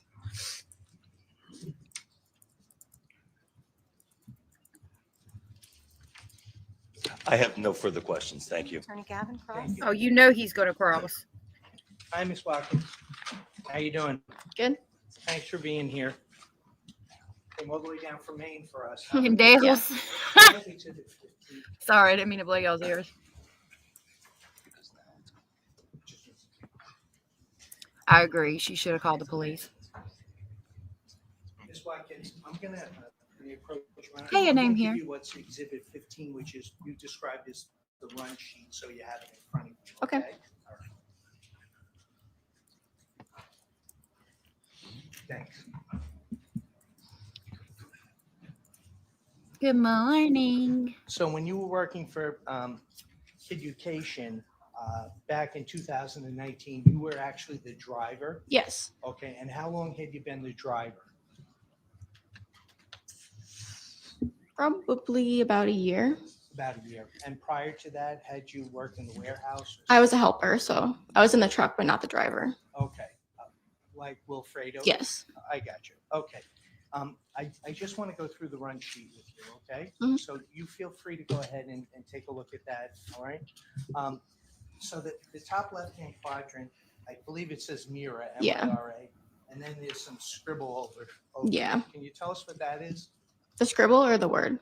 The scribble and the words. This looks like it was supposed to be on Tuesday, the 3rd, the run, but we might have not had enough workers, so it got pushed to the next day. Okay. So depending on the amount of workers that are available, would that dictate what run you go on? Yes. Had you gone on this run, it looks like 77 or something. Had you gone on this run previously? Yes. Okay, great. So, and then it looks like the day had been crossed out. Mhm. Is that your handwriting? No. Is anything on here your handwriting? Where we start to get to the stops, that's my handwriting. Can you just tell me where you time in, that's your Yeah. handwriting? All of that down there is my handwriting. All except the Yeah. the top portion all the way. Yes. All that stuff that's in there when you come in, when you leave? Yeah. Okay, great. And how about the boxes where you indicate whether or not it's trash, bin, Yeah. or bags? Is that your handwriting Yes. too? Okay. Yeah, And you would do Veronica that and bullets. every day on the run? Yes. Okay, great. So it looks Chad. like what happened was you went to work that morning and you were assigned this specific run. And was Mrs.Taddlebach there? Yes. Okay, and she's the one, was she the dispatcher that would assign you, or was she the director of the operations? There was 3 people that could assign runs. Okay, and who were they? Marianne, her husband Ron, and then another employee Chick. Okay, great. So do you recall who assigned you to this run on December 4th? I don't recall. That's okay, that's fine. And then I see that there's an entry, time truck left yard. Yes. Okay, did you fill that in? Yes. Okay, so that's when you would have pulled out of the yard in Hamden? Yep. Okay, and you went about, and I think it's sort of self-explanatory here. I just want to make sure for the record, we go through this, okay? Mhm. And you can follow along here. So you went to Krauser's in West Haven. Yes. That was the first stop, then Verizon, Mhm. then the Big Lots. Yep. And then you see St. Michael's in Derby. Yeah. First, Fuel First in Ansonia. Mhm. Duchess in Ansonia. Yes. BJ/McDonald's in Derby. Mhm. Right? Mobile Derby. Yes. Yes? Yep. ShopRite in Ansonia. Mhm. Okay. Commuter Lot in Shelton. Yes. And that was at the corner of Howe and Cornell. Mhm. And then you went to Walmart Yes. in Shelton. Yeah. Okay. Stop and Shop in Shelton. Yes. ShopRite in Shelton. Yes. And then Scooby-Doo Warehouse. Yes. What's Scooby-Doo Warehouse? It was just a warehouse in Trumbull. I don't really know why it was called that. Okay, that sounds good. And then you went back to Stratford over to the CVS, correct? Yes. And can you tell us, when you left in the morning, what time was it that you came back to the yard? 2:49. Okay, so let me see if I can understand, if you refer this. So you went to Krauser's, you got there at 9:23, and you were out at 9:24. Yes. Okay, and then there is an indication there's a 0 circled there. Yes. That means that there were no bins or anything to pick up. There was nothing in the bin. Nothing in the bin. Yeah. So there was nothing for you to and Wilfredo to load into the truck. Yeah. Okay, gotcha. And then you went over to Verizon on Derby Avenue, correct? Yes. Okay, and then there's a circle on 3/8. Mhm. That means 3/8 of the bin was full? Yes. That's a weird fraction, isn't Yeah. it? Yeah. Okay. So you got there at 9:35 and 9:46 you left. Yes. So can you just tell us, when you pull up in front of a bin, the bins are locked? Yes. Okay. And do people just open up the lid and put stuff and bags and? There's a couple different types of bins. Some of them have the pull thing where you put the bag and then you push it. And then other ones just have the chute on the front. Have a chute? Yeah, like you just push the bag in. You push it and it slides Yeah. into the bin? Mhm. Okay, great. How about the one at St. Michael's over there? What kind of bins were they? Those are just the chute ones. Okay. So I take it's a donation bin, correct? Yes. And the theory is that people that have excess clothes or Objection to the theory, Your Honor. I'll withdraw. Sustain. People donate and put stuff in the bins Yes. for you to collect. Is that fair? Yes. What happens to the stuff after it's collected? We take it to the warehouse to be sorted. Okay. And then what happens to it? I can't speak to what that is. That's fine. That's okay. It goes back to Hamden. It Yes. gets sorted through. Mhm. Okay, great. So let's talk about St. Michael's, if you wouldn't mind, okay? So it looks to me like you arrived there at about 10:19, Yes. and then it looks like timeout. It looks to me like 11:26. Yes. Is that right? Mhm. Okay, so you were there about an hour with Wilfredo? Yeah. Okay, and you had to unlock both the bins, Mhm. okay? And you found material in both of them, correct? I don't recall. You don't recall if there was anything in, I don't know if it was in both or just one. okay, which one do you recall stuff in? The left? The bin? left one. Yeah, okay, you testified to that. Yeah. And your testimony is you don't recall if there was stuff in the right side? Yes. bin? Okay. But if there was stuff in the right side bin, you would have collected it and put it in the truck. Yes. So it seems like what happens is you drive over, Mhm. You're the driver, you back the truck up, you get back up on the bed of the truck. Yeah. And then Wilfredo is down there, you unlock the bins, and then Sorry, a name here. So this witness found the baby items that Jose donated that were covered in blood into one of those, those bin things you see in the parking lot where you put clothes and things. He is speaking to her like a child, but I think it's more for like the jury and everybody to understand. I need some cheese too, actually. and then he hands stuff up to you. Yes. And it's sorted within the truck. Well, kind of, yeah. Okay, tell me what I'm missing. Well, he would give me the bag to close, and then I would kind of feel if there was like books in it or something. I would take the books out and then just throw the bag further in the truck. Okay, so you're actually touching what's in the bags. If I can feel that there's hard stuff in there, yeah. Okay. Are some of the donations not in bags? Yes. Okay, so it could be loose items? Yes. Okay, and Wilfredo would take that loose item out and pass it up to you? He would bag that in the bin. Okay. With our bags. Just tell me, let's go slow here. So if there were loose items in the bin, you had bags with you on the truck? Yes. Okay, and he would take the loose items and put them in a bag and then pass it up? Yes. And then what would you do with them? Just throw them back into the truck. Okay, so at the end of the day, there's a truckload full of various bags? Yes. Is that correct? Okay, so can you tell me, based on these lines that are over here at St. Michael's, can you interpret that for me? Just looks like there was not a crazy amount of trash in the bins, but there was enough. And then there was quite a bit of loose clothes and then a little bit of stuff outside, which is not unusual for St. Michael's. Okay. when you say it's not usual, St. Michael's, Not unusual. not unusual.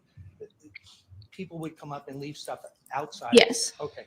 So just so we're clear, you had indicated on the run sheet that there was trash contained in the bins. Yes. That there were loose clothes inside the bins. Yes. And there were loose or bags outside the bins. Yes. And all of this stuff eventually winds up in the bed of the truck. Yes. I didn't catch it. I would think she probably didn't have gloves on. Correct me if I'm wrong. I didn't quite catch it. I got sidetracked for a second. I'm trying to grade a little bit of schoolwork while I'm sitting here listening to this with y'all. But I would think she didn't, because if you think about that job, I mean, you're just going and picking up clothes and things. I wouldn't think that would be a job that would require you to wear gloves, but I could definitely be wrong about that. Is that correct? Mm-hmm. Okay. And then after you left St. Michael's, then you went, and we're not going to go through each and every one, but you did what you did in your normal route. Is that Yes. correct? Mm-hmm. And as you were progressing through, you were going to different stops, and that truck was getting loaded up, and the stuff that you had obtained from St. Michael's was contained in the truck while the new stuff was being loaded into it. Yes. Okay, gotcha. And then I noticed that there were some individuals. One was by the name of George Casanova. Do you know who George Casanova is? Yes. Who's George Casanova? Another employee. Okay, and was he on the truck with you, or was he back in the warehouse? He was another driver. He's another driver. Okay. Did Mr. Casanova assist you at all on Wednesday, December 4th, 2019? No. Okay. Separate and distinct. Yes. Gotcha. And how about Chuck Haddad? Do you know that name? Yes. Okay. Who was Mr. Haddad? He was one of the dispatchers. He was one of the dispatchers. Did he dispatch you that day? I don't remember. That's Fawny said, no, definitely requires gloves here. My brother works at a Goodwill warehouse. Gloves are an OSHA thing. Okay. So maybe she was wearing gloves. Yeah, it would be wise to, because bed bugs, anything, like you could get sick. I mean, a lot of things. It would be a good idea. So I could be wrong. That's fine. And how about Sam Perkins? He was our tractor trailer driver. Okay. And tell me what our tractor trailer driver. Once we have enough donations to fill a tractor trailer, he would drive that to wherever they bring it. And that has nothing to do Yeah. with you, right? You're not driving the tractor trailer, right? Yes. Okay. Thank you so much for your time. Appreciate you being here. I have no other questions. Thank you, Attorney Gavin. If you sign any redirect, May I just have 1 second, Your Honor? certainly.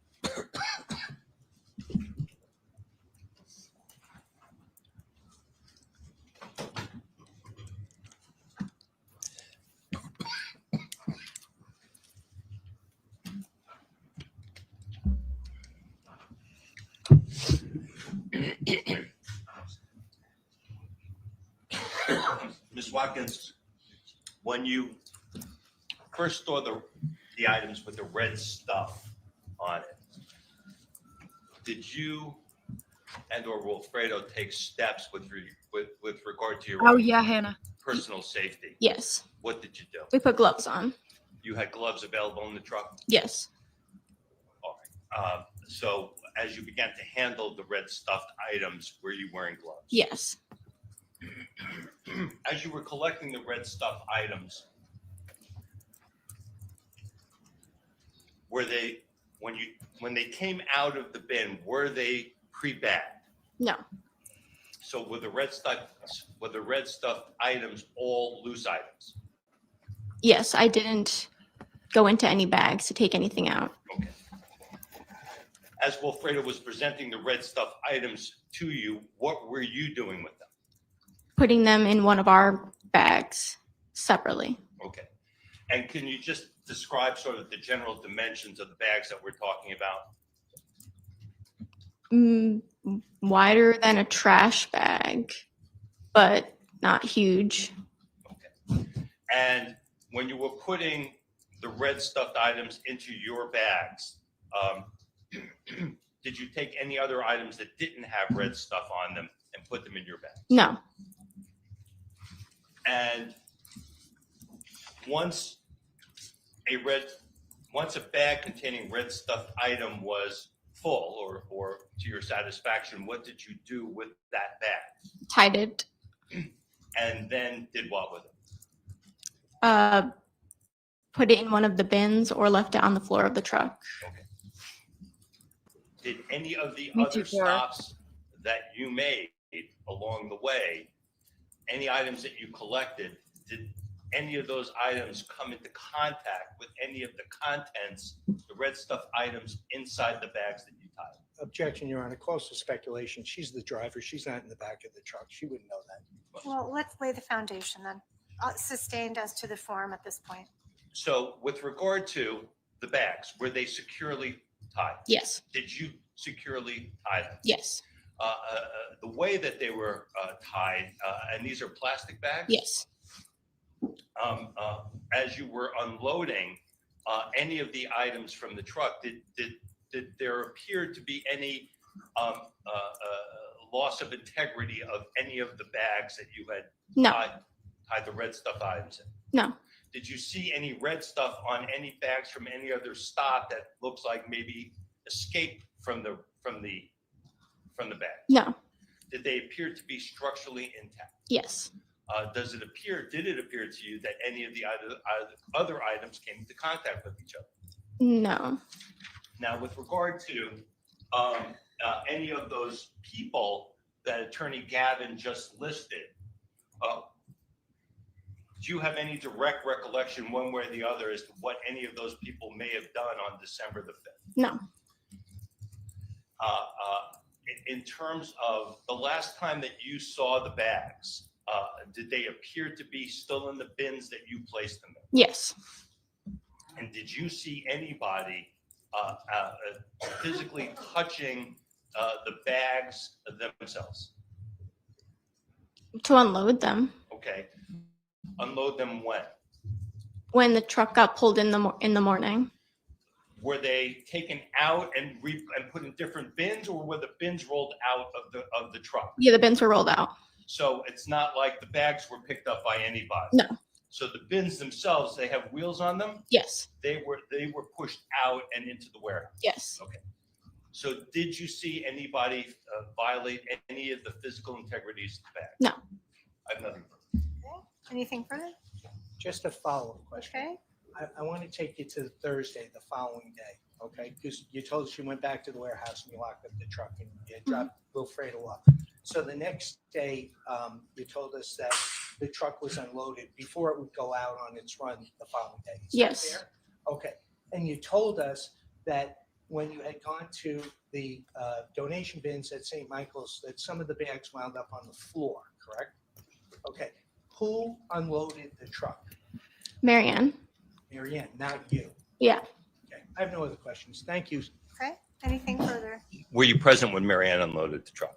Yes. Did you see her roll the bins where you had placed the bags? Did I see her? Can you repeat that? Sure. The bins where you had placed the bags in the truck, did you see them wheeled off the truck? Yes. And in terms of, at least with regard to these items, is that how these items were removed from the truck? Yes. I have nothing further. And some of those bags that you placed on the floor were then put into the bins? Yes, I would have at the end of the day before locking, like at the last. This is hilarious. Like the judges are questioning back and forth, arguing. Like they're arguing and using the witness to do it. Stop. I would have put them in the bins in our truck. But your responsibility as a driver, you weren't unloading the truck with the bins. No.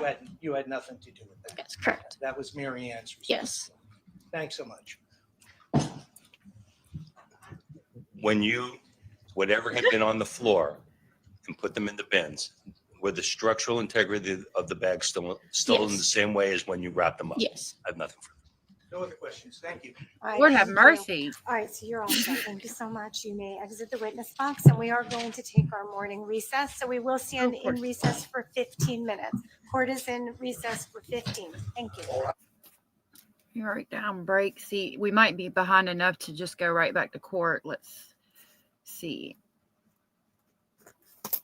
If not, we will start reading some of the arrest warrant.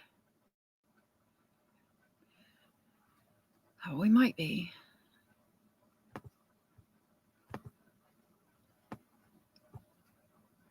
Okay. So let me get this pulled up on my... Actually, no, I remember what we did now.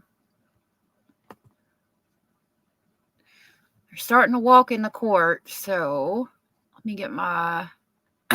yeah, pee break. Actually, let's do this real quick while y'all are in here.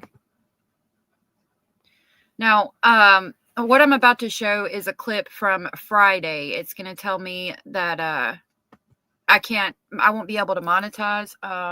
So if you're watching the replay, this will be cut out, but you can go look up in Debo's pigeon coop to find the clip.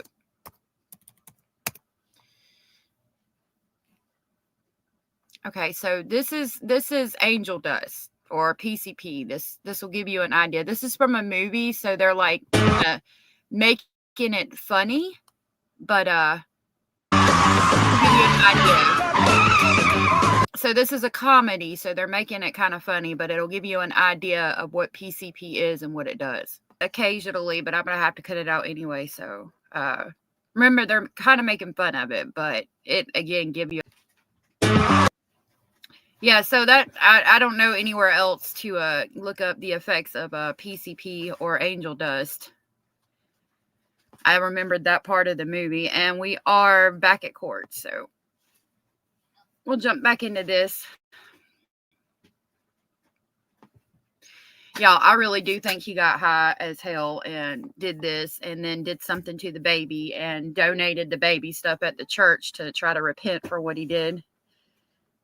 It's Friday. It's either Friday or next Friday. It's one of those two. Yeah, that's why it's compared to bath salts. I mean, that could be the new PCP. I don't know. Like, I went down a very bad road in my life, but I never messed with that. Closest I got to anything like that was mushrooms, and I've always, had a nice time when I took mushrooms. So, I don't know. It is brutal from what I've heard. Yeah, the old movies and stuff are good. Like, I like watching the older stuff from that time period. I was like, dang, are we live? It didn't look like they were moving. Veronica said, phenocylidine, or PCP, is a mind-altering drug that may lead to hallucinations, a profound distortion in a person's perception of reality. You heard about it going way back. It's not anything I ever did. I was like, no, I'm good. Thanks. I heard they used to call this stuff Love Boat way back in the day before I was ever even born. And they would dip marijuana in formaldehyde. And I've heard it had somewhat of the same effects. I'm getting more and more worried about the baby. Me too. The more I hear, the more and see, the more worried I get for Vanessa. Look, Judge is late to court. Come on now, Judge. What you doing? Where you at?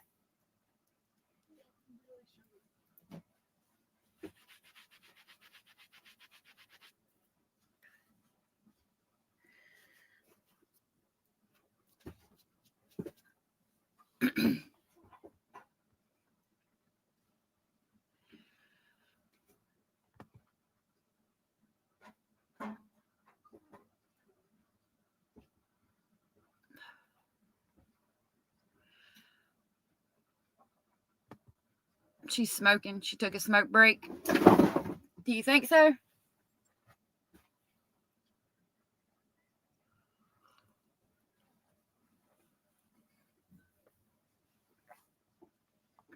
Smoking a joint?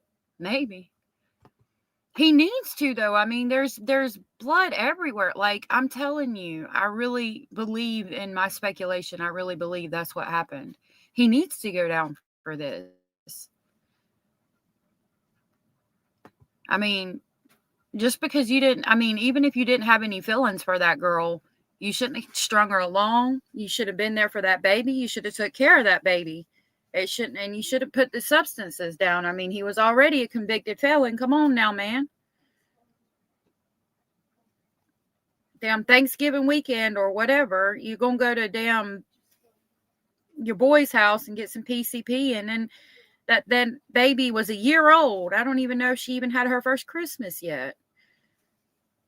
Like, just sad all the way around, you know?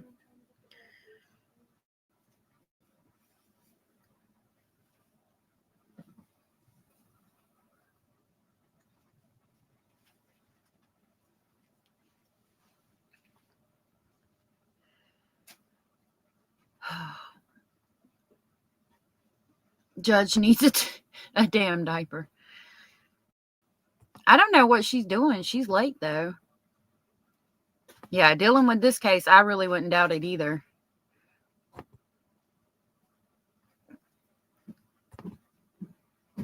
I don't know what her name is. It needs to be Judge P.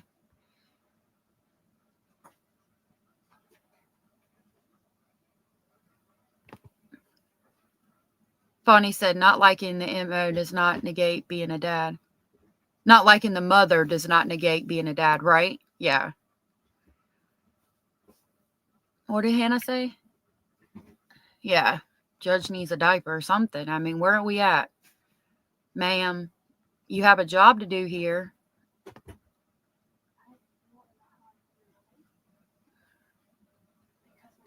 It is Judge P. Judge RP? For real? Like, are you Judge PP? I thought you said RP. Y'all are killing me today. That damn defense attorney is something else, boy. But again, I mean, even though it's aggravating, he can't go back and say he had ineffective counsel. That's for damn sure. With all this mess.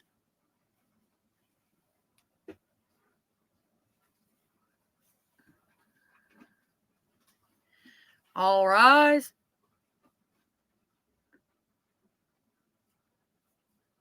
Ma'am, I'm glad you decided to grace us with your presence finally. All right, fantastic. We'll bring the jury in. It is fantastic. Thank you.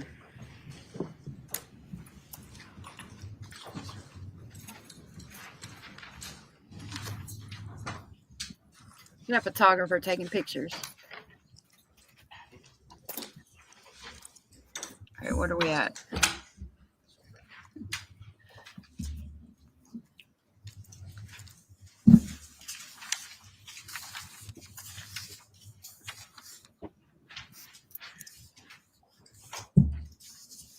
Aw. Hey, Lala. Good to see you. You like the Friday clip?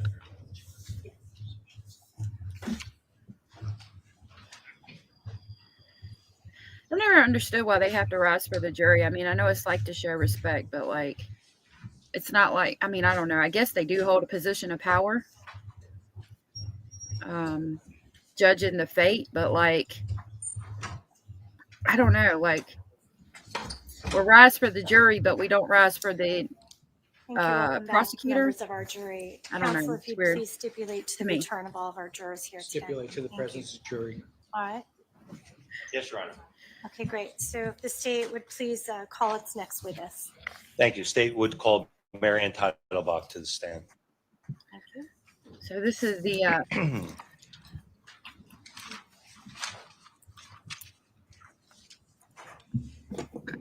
owner.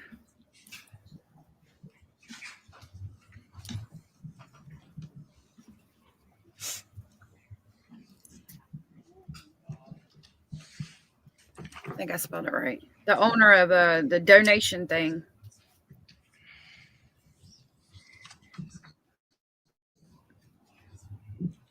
I want to hear what the breakdown of that stuff on that towel was that looked like skin cells and tissue.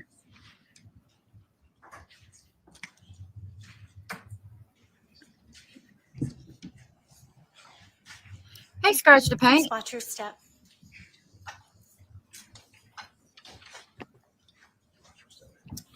Good to see you. Good Good to see you. afternoon. I'm going to ask you to please remain standing. Sorry, thank you so much. Madam Clerk is going to put you to oath. Please raise your right hand. Do you solemnly swear or solemnly and sincerely affirm, as the case may be, that the evidence you shall give concerning this case shall be the truth, the whole truth, and Nothing but the truth, so help you God. I do. Please state your full name, spell your last name, and state your address for record, please. Mary Ann. They muted the address. Excuse me.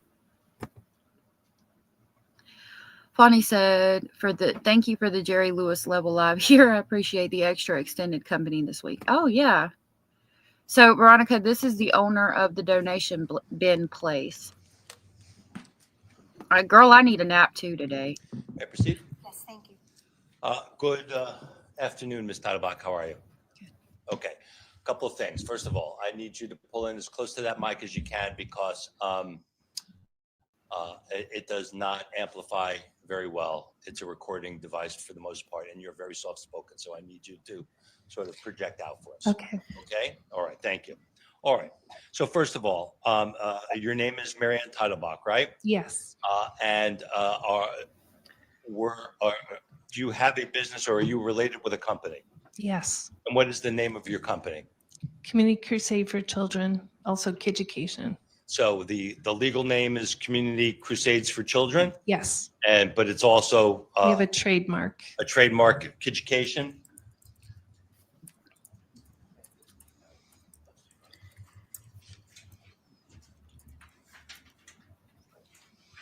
And what is the business of the company? We're a charity.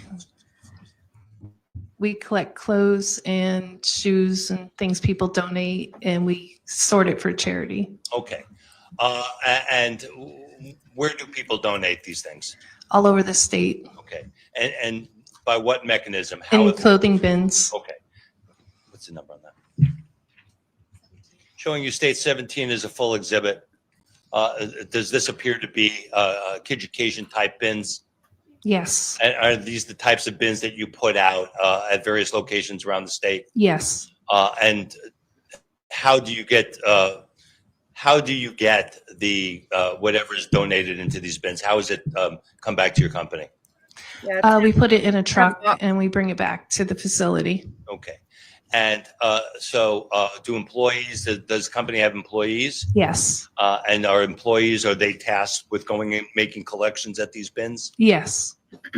I want to ask you about a person by the name of Mrs. Watkins. Do you recognize that name? Yes. And was she an employee of the company back in December of 2019? Yes. And I want to call your attention to specifically Wednesday, December the 4th of 2019. Do you recall that date? Yes. And do you recall, first of all, whether Mrs. Watkins was working that day?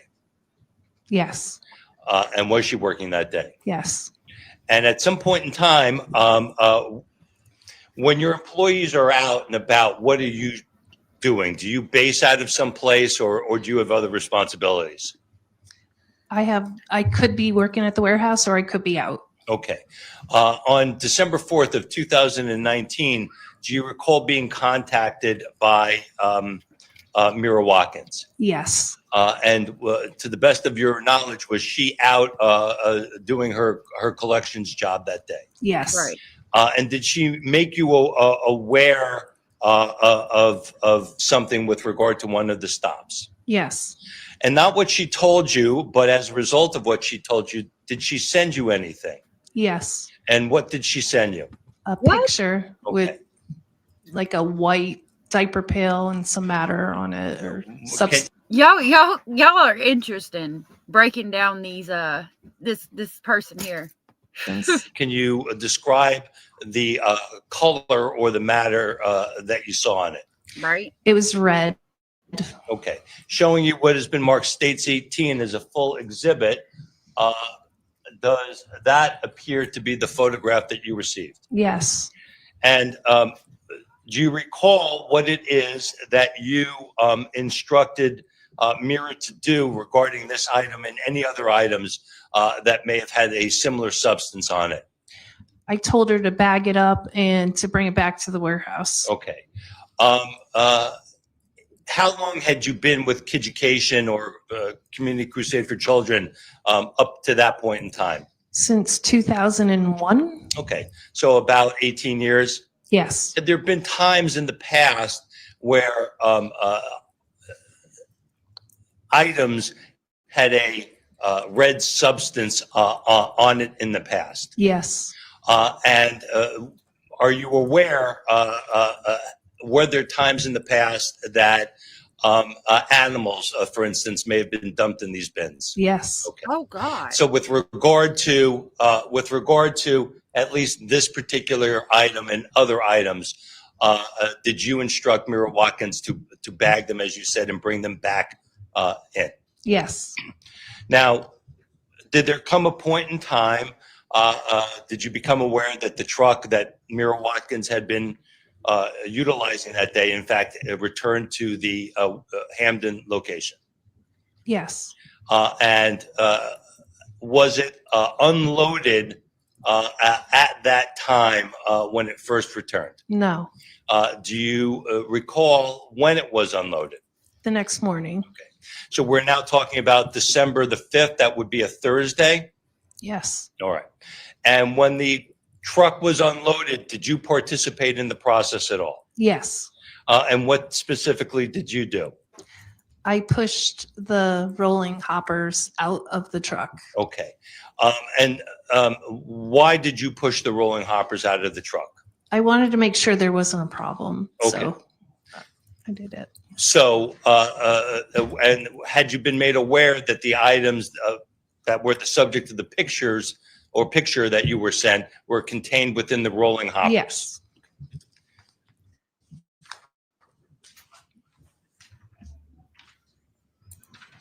That's what you look like after running a charitable organization. It's sad, ain't it? All the codes and stipulations you have to. Your Honor, I have 3 pictures, state 20, states 21, and states 22. States 20 can be described as bins with crime scene tape. State 21 can be described as plastic bag with envelope on top. And state 22, I'm sorry, can be described as close-up of envelope. Yeah, so when you have a charitable organization, if you follow governmental guidelines and things like that, you get like support from the government, but you have to follow so many red lines and go through so much bullshit. Like, I understand completely why she looks like that. It's probably because she's running that organization and the shit she has to go through. I'd be on antidepressants or Xanax too, I'm sure. All right, so the court will accept into evidence as no objection? Yes, no objection. All right, thank you. States 20, 21, 22, 3 photos. You may proceed. Publishing, Ms. Taddlebach, states 20 as a full exhibit. Can you tell me, do you generally recognize what this is? Yes. And what do you recognize it to be? The bins that I pushed out. Okay. So does it, first of all, do you recognize the structure that's depicted in the photographs? The building? Yeah, sorry. I can't see so good. That's why. Yeah. Well, there's a monitor right in front of you. It's off. Oh. I had the classic one on my leg. It's okay. Cramp. Well, are you able to see? Lord yeah, have mercy. I just thought you wanted real specific, but yes, I see a building. Okay. And do you recognize what building this is? Yes, our building that we work in. Yeah. And what is the location of this building? Where is this building located? 2135 State Street in Hamden, Connecticut. Okay. So is this the Kiducation Warehouse? Yes. warehouse? Oh, And these bins,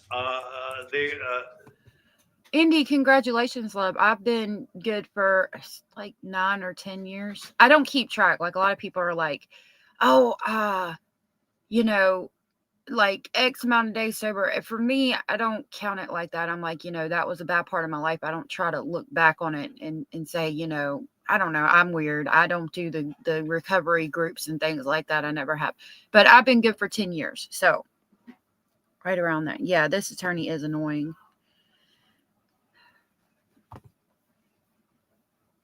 Did you roll some or all of these It's a bins off the spring truck? full. All. Okay.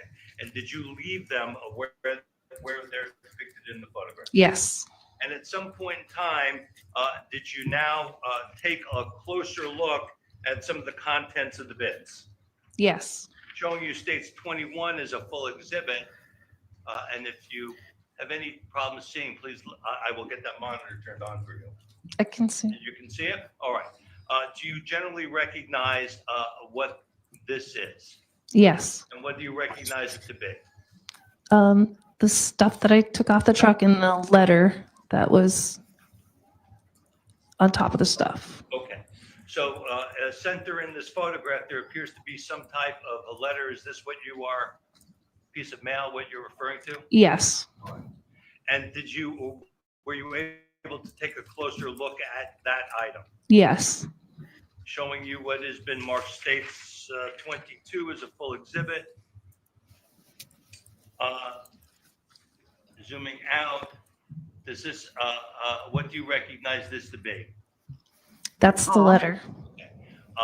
And as you looked at it, did it appear, Right. you know, as it looks right now? Yes. And is a name visible through the letter? Yes. That's the mail. And specifically, is there a fair and accurate representation that the letter is addressed to Christine M. Holloway of 6.5 Myrtle Avenue in Ansonia, Connecticut at zip code 06401-3122? Yes. And with regard to this letter, when you saw it, did you also happen to notice other items that were in this bin? Yes. And were you able to make any observations with regard to, let's say, the bottom right-hand corner of this Yes. photograph? Yes. Were you able to make other observations? There was more substance. What color substance? Red. Okay. And when you saw, and were there, beyond what I'm showing you in this photograph, were you able to see through the plastic Yes, bags I'm glad you're to good. other items that contained a red type substance? Yes. Based upon all of this information that you were now receiving on Thursday, December the 5th of 2019, what steps, if any, did you take at that point? I Googled the name. Okay. And why did you It seemed odd. Okay. So you Googled what name? Christine Holloway. Okay. And when you Googled the name Christine Holloway on now Thursday, December the 5th, what did you find? I found there was an investigation going on. Okay. And how was this through a news source or something along those lines? Yeah. Okay. And did the whatever you read, did it identify an agency that was involved in the investigation? Yeah, Ansonia. Okay. And what did you do based on that information? I called the police in Ansonia. So you called the Ansonia Police Department? Yep. And what did you tell them? I told them that I had a letter on top of some stuff that we had collected at a clothing bin, and it had matter on it, and I was very concerned. And were you given instructions by the Ansonia Police Department? Yes. All right. And based on those instructions, what, if anything, did you do? I didn't touch anything, and I didn't let anyone else touch anything. And did there come a point in time after that phone call that anyone arrived at Kitchecation? The Hamden Police. Do you recall approximately how long after your phone call Hamden Police arrived? I want to say within 5 minutes. It was quick. Some kind of substance like blood or skin tissue or something like that. Back on states 20.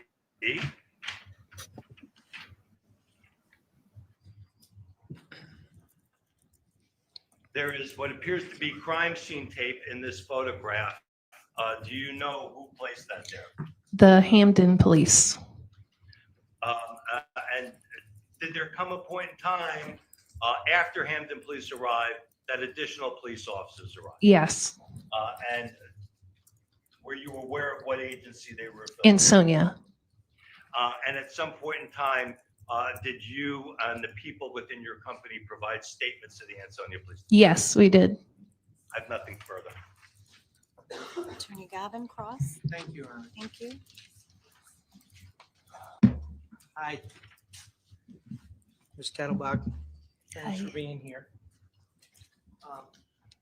So you've been with Kid Education for years. Years. Yeah, and are you the owner of the company? It's a nonprofit. No one owns it. No one owns it. Okay. Who's the manager? My husband, Ron Taddlebach. Okay, and he works with you, obviously. Right. Okay.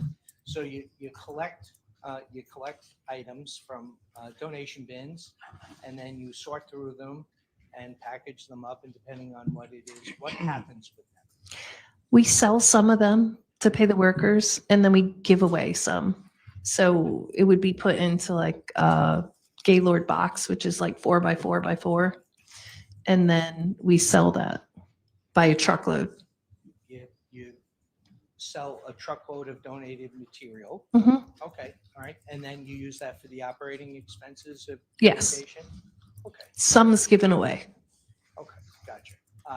And these donation boxes are all over the state? Yes. Is that correct? Okay. And your warehouse is in Hamden? Yes. Okay, gotcha.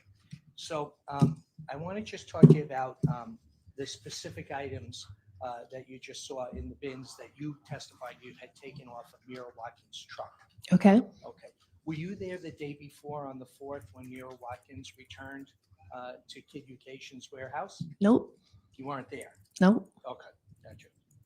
So is the practice that the trucks go out in the morning and they have a run? I don't think this is a death penalty state. I'll look it up though. Is that correct? Yes. And it identifies for the driver and the helper every place that they're supposed to stop and collect material. Yes. Okay. And who directs the drivers to go out? Is there a Me. dispatcher? You I do it. dispatch, yeah. Okay. Sounds like you do a lot of different jobs. Is that fair? Yes. Okay, great. So the day before, Mira Watkins went ahead with a helper by the name of Wilfredo Fuentes. Is that correct? Yes. Okay, and they went out on typical go on their run. And this was all in the Derby and Ansonia and Shelton areas. Is that Yes. correct? All right, gotcha. And when Mira Watkins returned with the truck, you're telling us you were not present. Yes. Okay. And is it the practice that the truck would be unloaded on the day that it returns? Nope. No, it's not till the following day at about 7 in the morning. Oh, Yes. Whoa. Okay. And do you happen to know whether or not Mira Watkins' truck, after she returned, had again left the yard to go to the gas station? The trucks are locked every night. So when they come back, they lock them. And then, yes, it is gone to the gas station in the morning. Okay, when he finishes his cross, I'm going to read y'all what Jose Morales' story is. We haven't got that part to the arrest warrant, but I've got an article here where I was trying to see if he's facing the death penalty. So as soon as he's done questioning her, I'll read it to you. Okay. So the truck actually, before it is unloaded, it leaves the facility and it goes out and gets gassed up for the next day's route. Yes. And that happened in this case. Yes. Correct? Okay. And tell us, who is, if you know, tell me, who is Charles Haddad? He was the warehouse manager. Okay. Do you know if Mr. Haddad was the one that drove the truck over to the Citgo gas station? There's only 2 people. It would either be Ron or Charles. Ron is your husband? Yes. Okay. Mr. Taddlebach? Yes. Yeah, okay. So it would have left the secured facility, would have went over to the gas station, got gassed up, and then returned to be unloaded? Yes. Is that how it works? Yep. Okay. And tell me, how about Molly McGuigan? Who's Molly McGuigan? She was an employee who worked in the warehouse. Oh, okay. So she wasn't a driver like No. Watkins. Nope. And she was an employee that worked in the warehouse that would have unloaded the trucks? Yes, helped. There's quite a few that do it. There's quite a few Yeah. people that go ahead and do that? Me. You as Mhm. well? Yep. You dispatching and you're unloading Yep. trucks? Okay. Chief cook and bottle wash. You're doing everything. All right. And how about Juan Rios? Do you know an individual named Juan Rios? He was the driver. He was the driver for what? One of the trucks, like Mira does. Oh, he was the driver like Mrs.Watkins. Yep. Okay. All right. And was he there also on the 5th? I don't recall. It's okay. How about Andrew Gibson? Remember Andrew He Gibson? helps empty trucks, Okay. and he is a helper that goes out on trucks. Okay, so let me go slow so if I understand. So in the morning, when the loaded trucks had come back from the day before, they're brought into the warehouse, they're unloaded to start the process to sort through the items. Is that fair? Yes. Okay, and Andrew Gibson is somebody that does that task, unloads the trucks, Yes. and then also can go out on the trucks as a helper, much like Wilfredo Fuentes was. Yes. Okay, am I confusing you at all? I'm just thinking because there's two process, so I'm not sure if Andy was actually packing the trailer instead of unloading the truck. I was just trying to think. Totally fine. Tell us what you mean by packing the trailer. We throw bags into the trailer for a load, like our tractor trailer drives the stuff to the buyer. Okay, just go slow for me here. The trucks come in from the donation bins, they're unloaded, and then items can be placed into a tractor trailer. Real quick, because it's just a little bit. It says it doesn't tell me if he's facing the death penalty. It says Jose Morales, who is 48, pleaded not guilty to the murder charge. He told police he was high on PCP and he saw men running towards the door of Holloway's and Sonia home. Then he was punched in the face as he tried to call 911.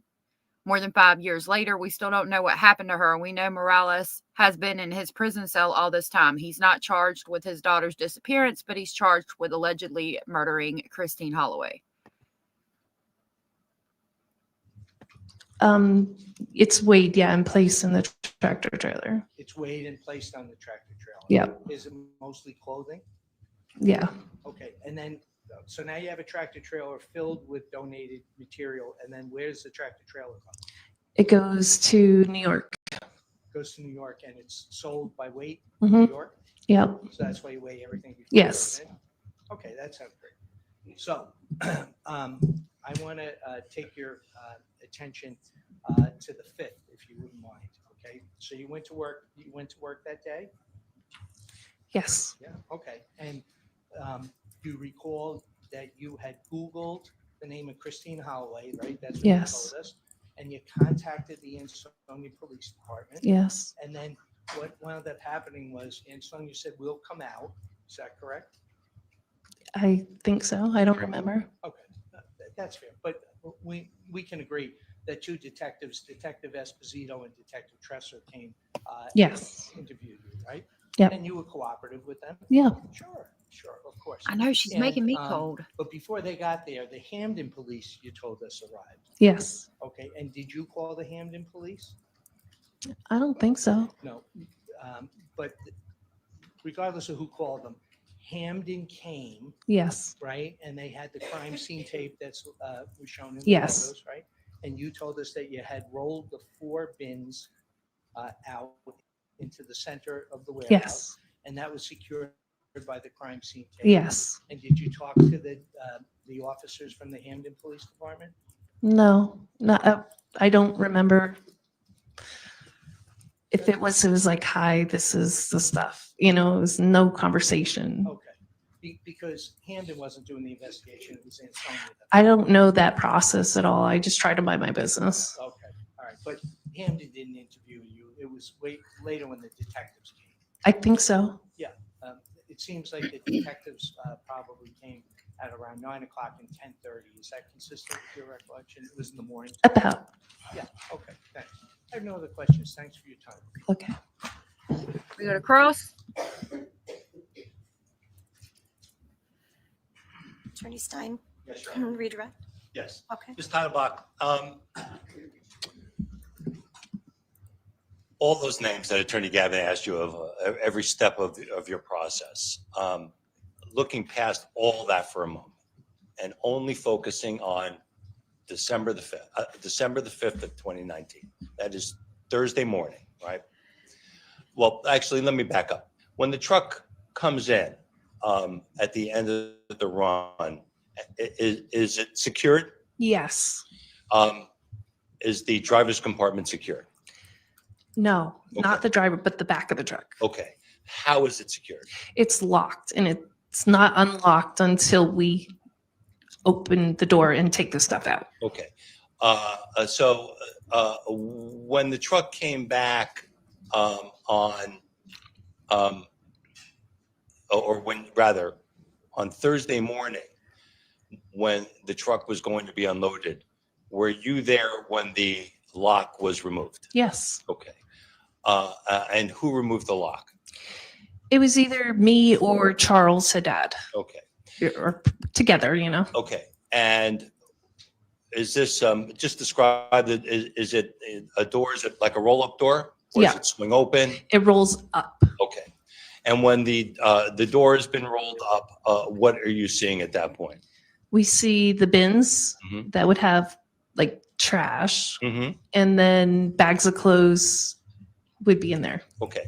Now, in this particular case, the stuff with that Mira had separated out and bagged and put in bins, are those what you're referring to as the trash bins? Yes. Okay. So that's where was there were the trash bins being utilized effectively to store these bags? Yes. Okay. And now you're there. What's removed from the truck first? Those bins. Okay. And who removed those bins? Me. And you placed them where we otherwise had them in the photograph? Yes. All right. Did anybody else at that point touch those bins No. other than you? Nope. So all the other names, We gonna everyone who works for Kiducation, all the other drivers, everything, all those other names, no one else touched those bins, only you. Yep. I have nothing further. No questions, Your Honor. All right, thank you. You're I'm all surprised set. he didn't Thank argue you. that time. Please watch your step as you exit.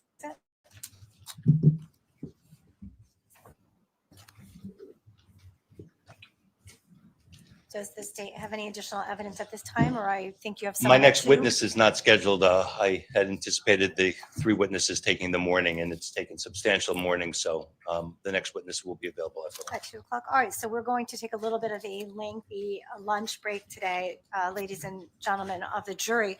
So the time is 12:35. We will stand in lunch recess until 2 p.m., okay? So I am going to remind you of your obligations under your juror's oath and the instructions that I have provided to you before. I will not restate those instructions, but please keep your Okay. oath and abide by the instructions provided and enjoy your lunch. See you back here at 2 p.m.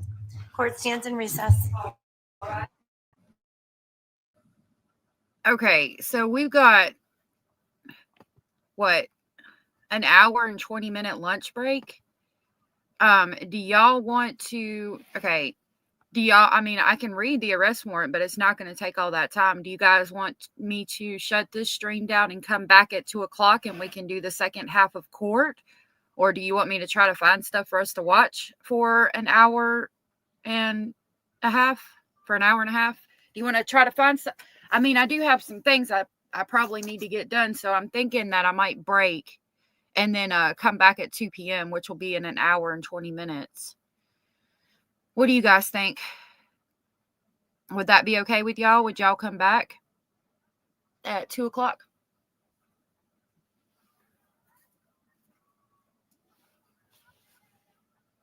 Yep, lunch break.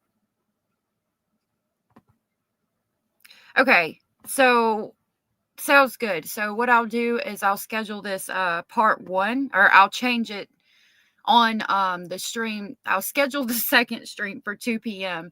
and then I'll title this one part 1, so we can all, you know, go take a walk, stretch your legs, all the things. Alrighty. I didn't even know you were in here. Jins, good to see you. Heathen, good to see you. All right. So I'll schedule the stream for 2 p.m. and I will see y'all back then. Thank you for being here. I love you all. I'm going to just end it here and then we'll play the outro this evening. All right, love. I'll see y'all at 2. Thank you. Bye.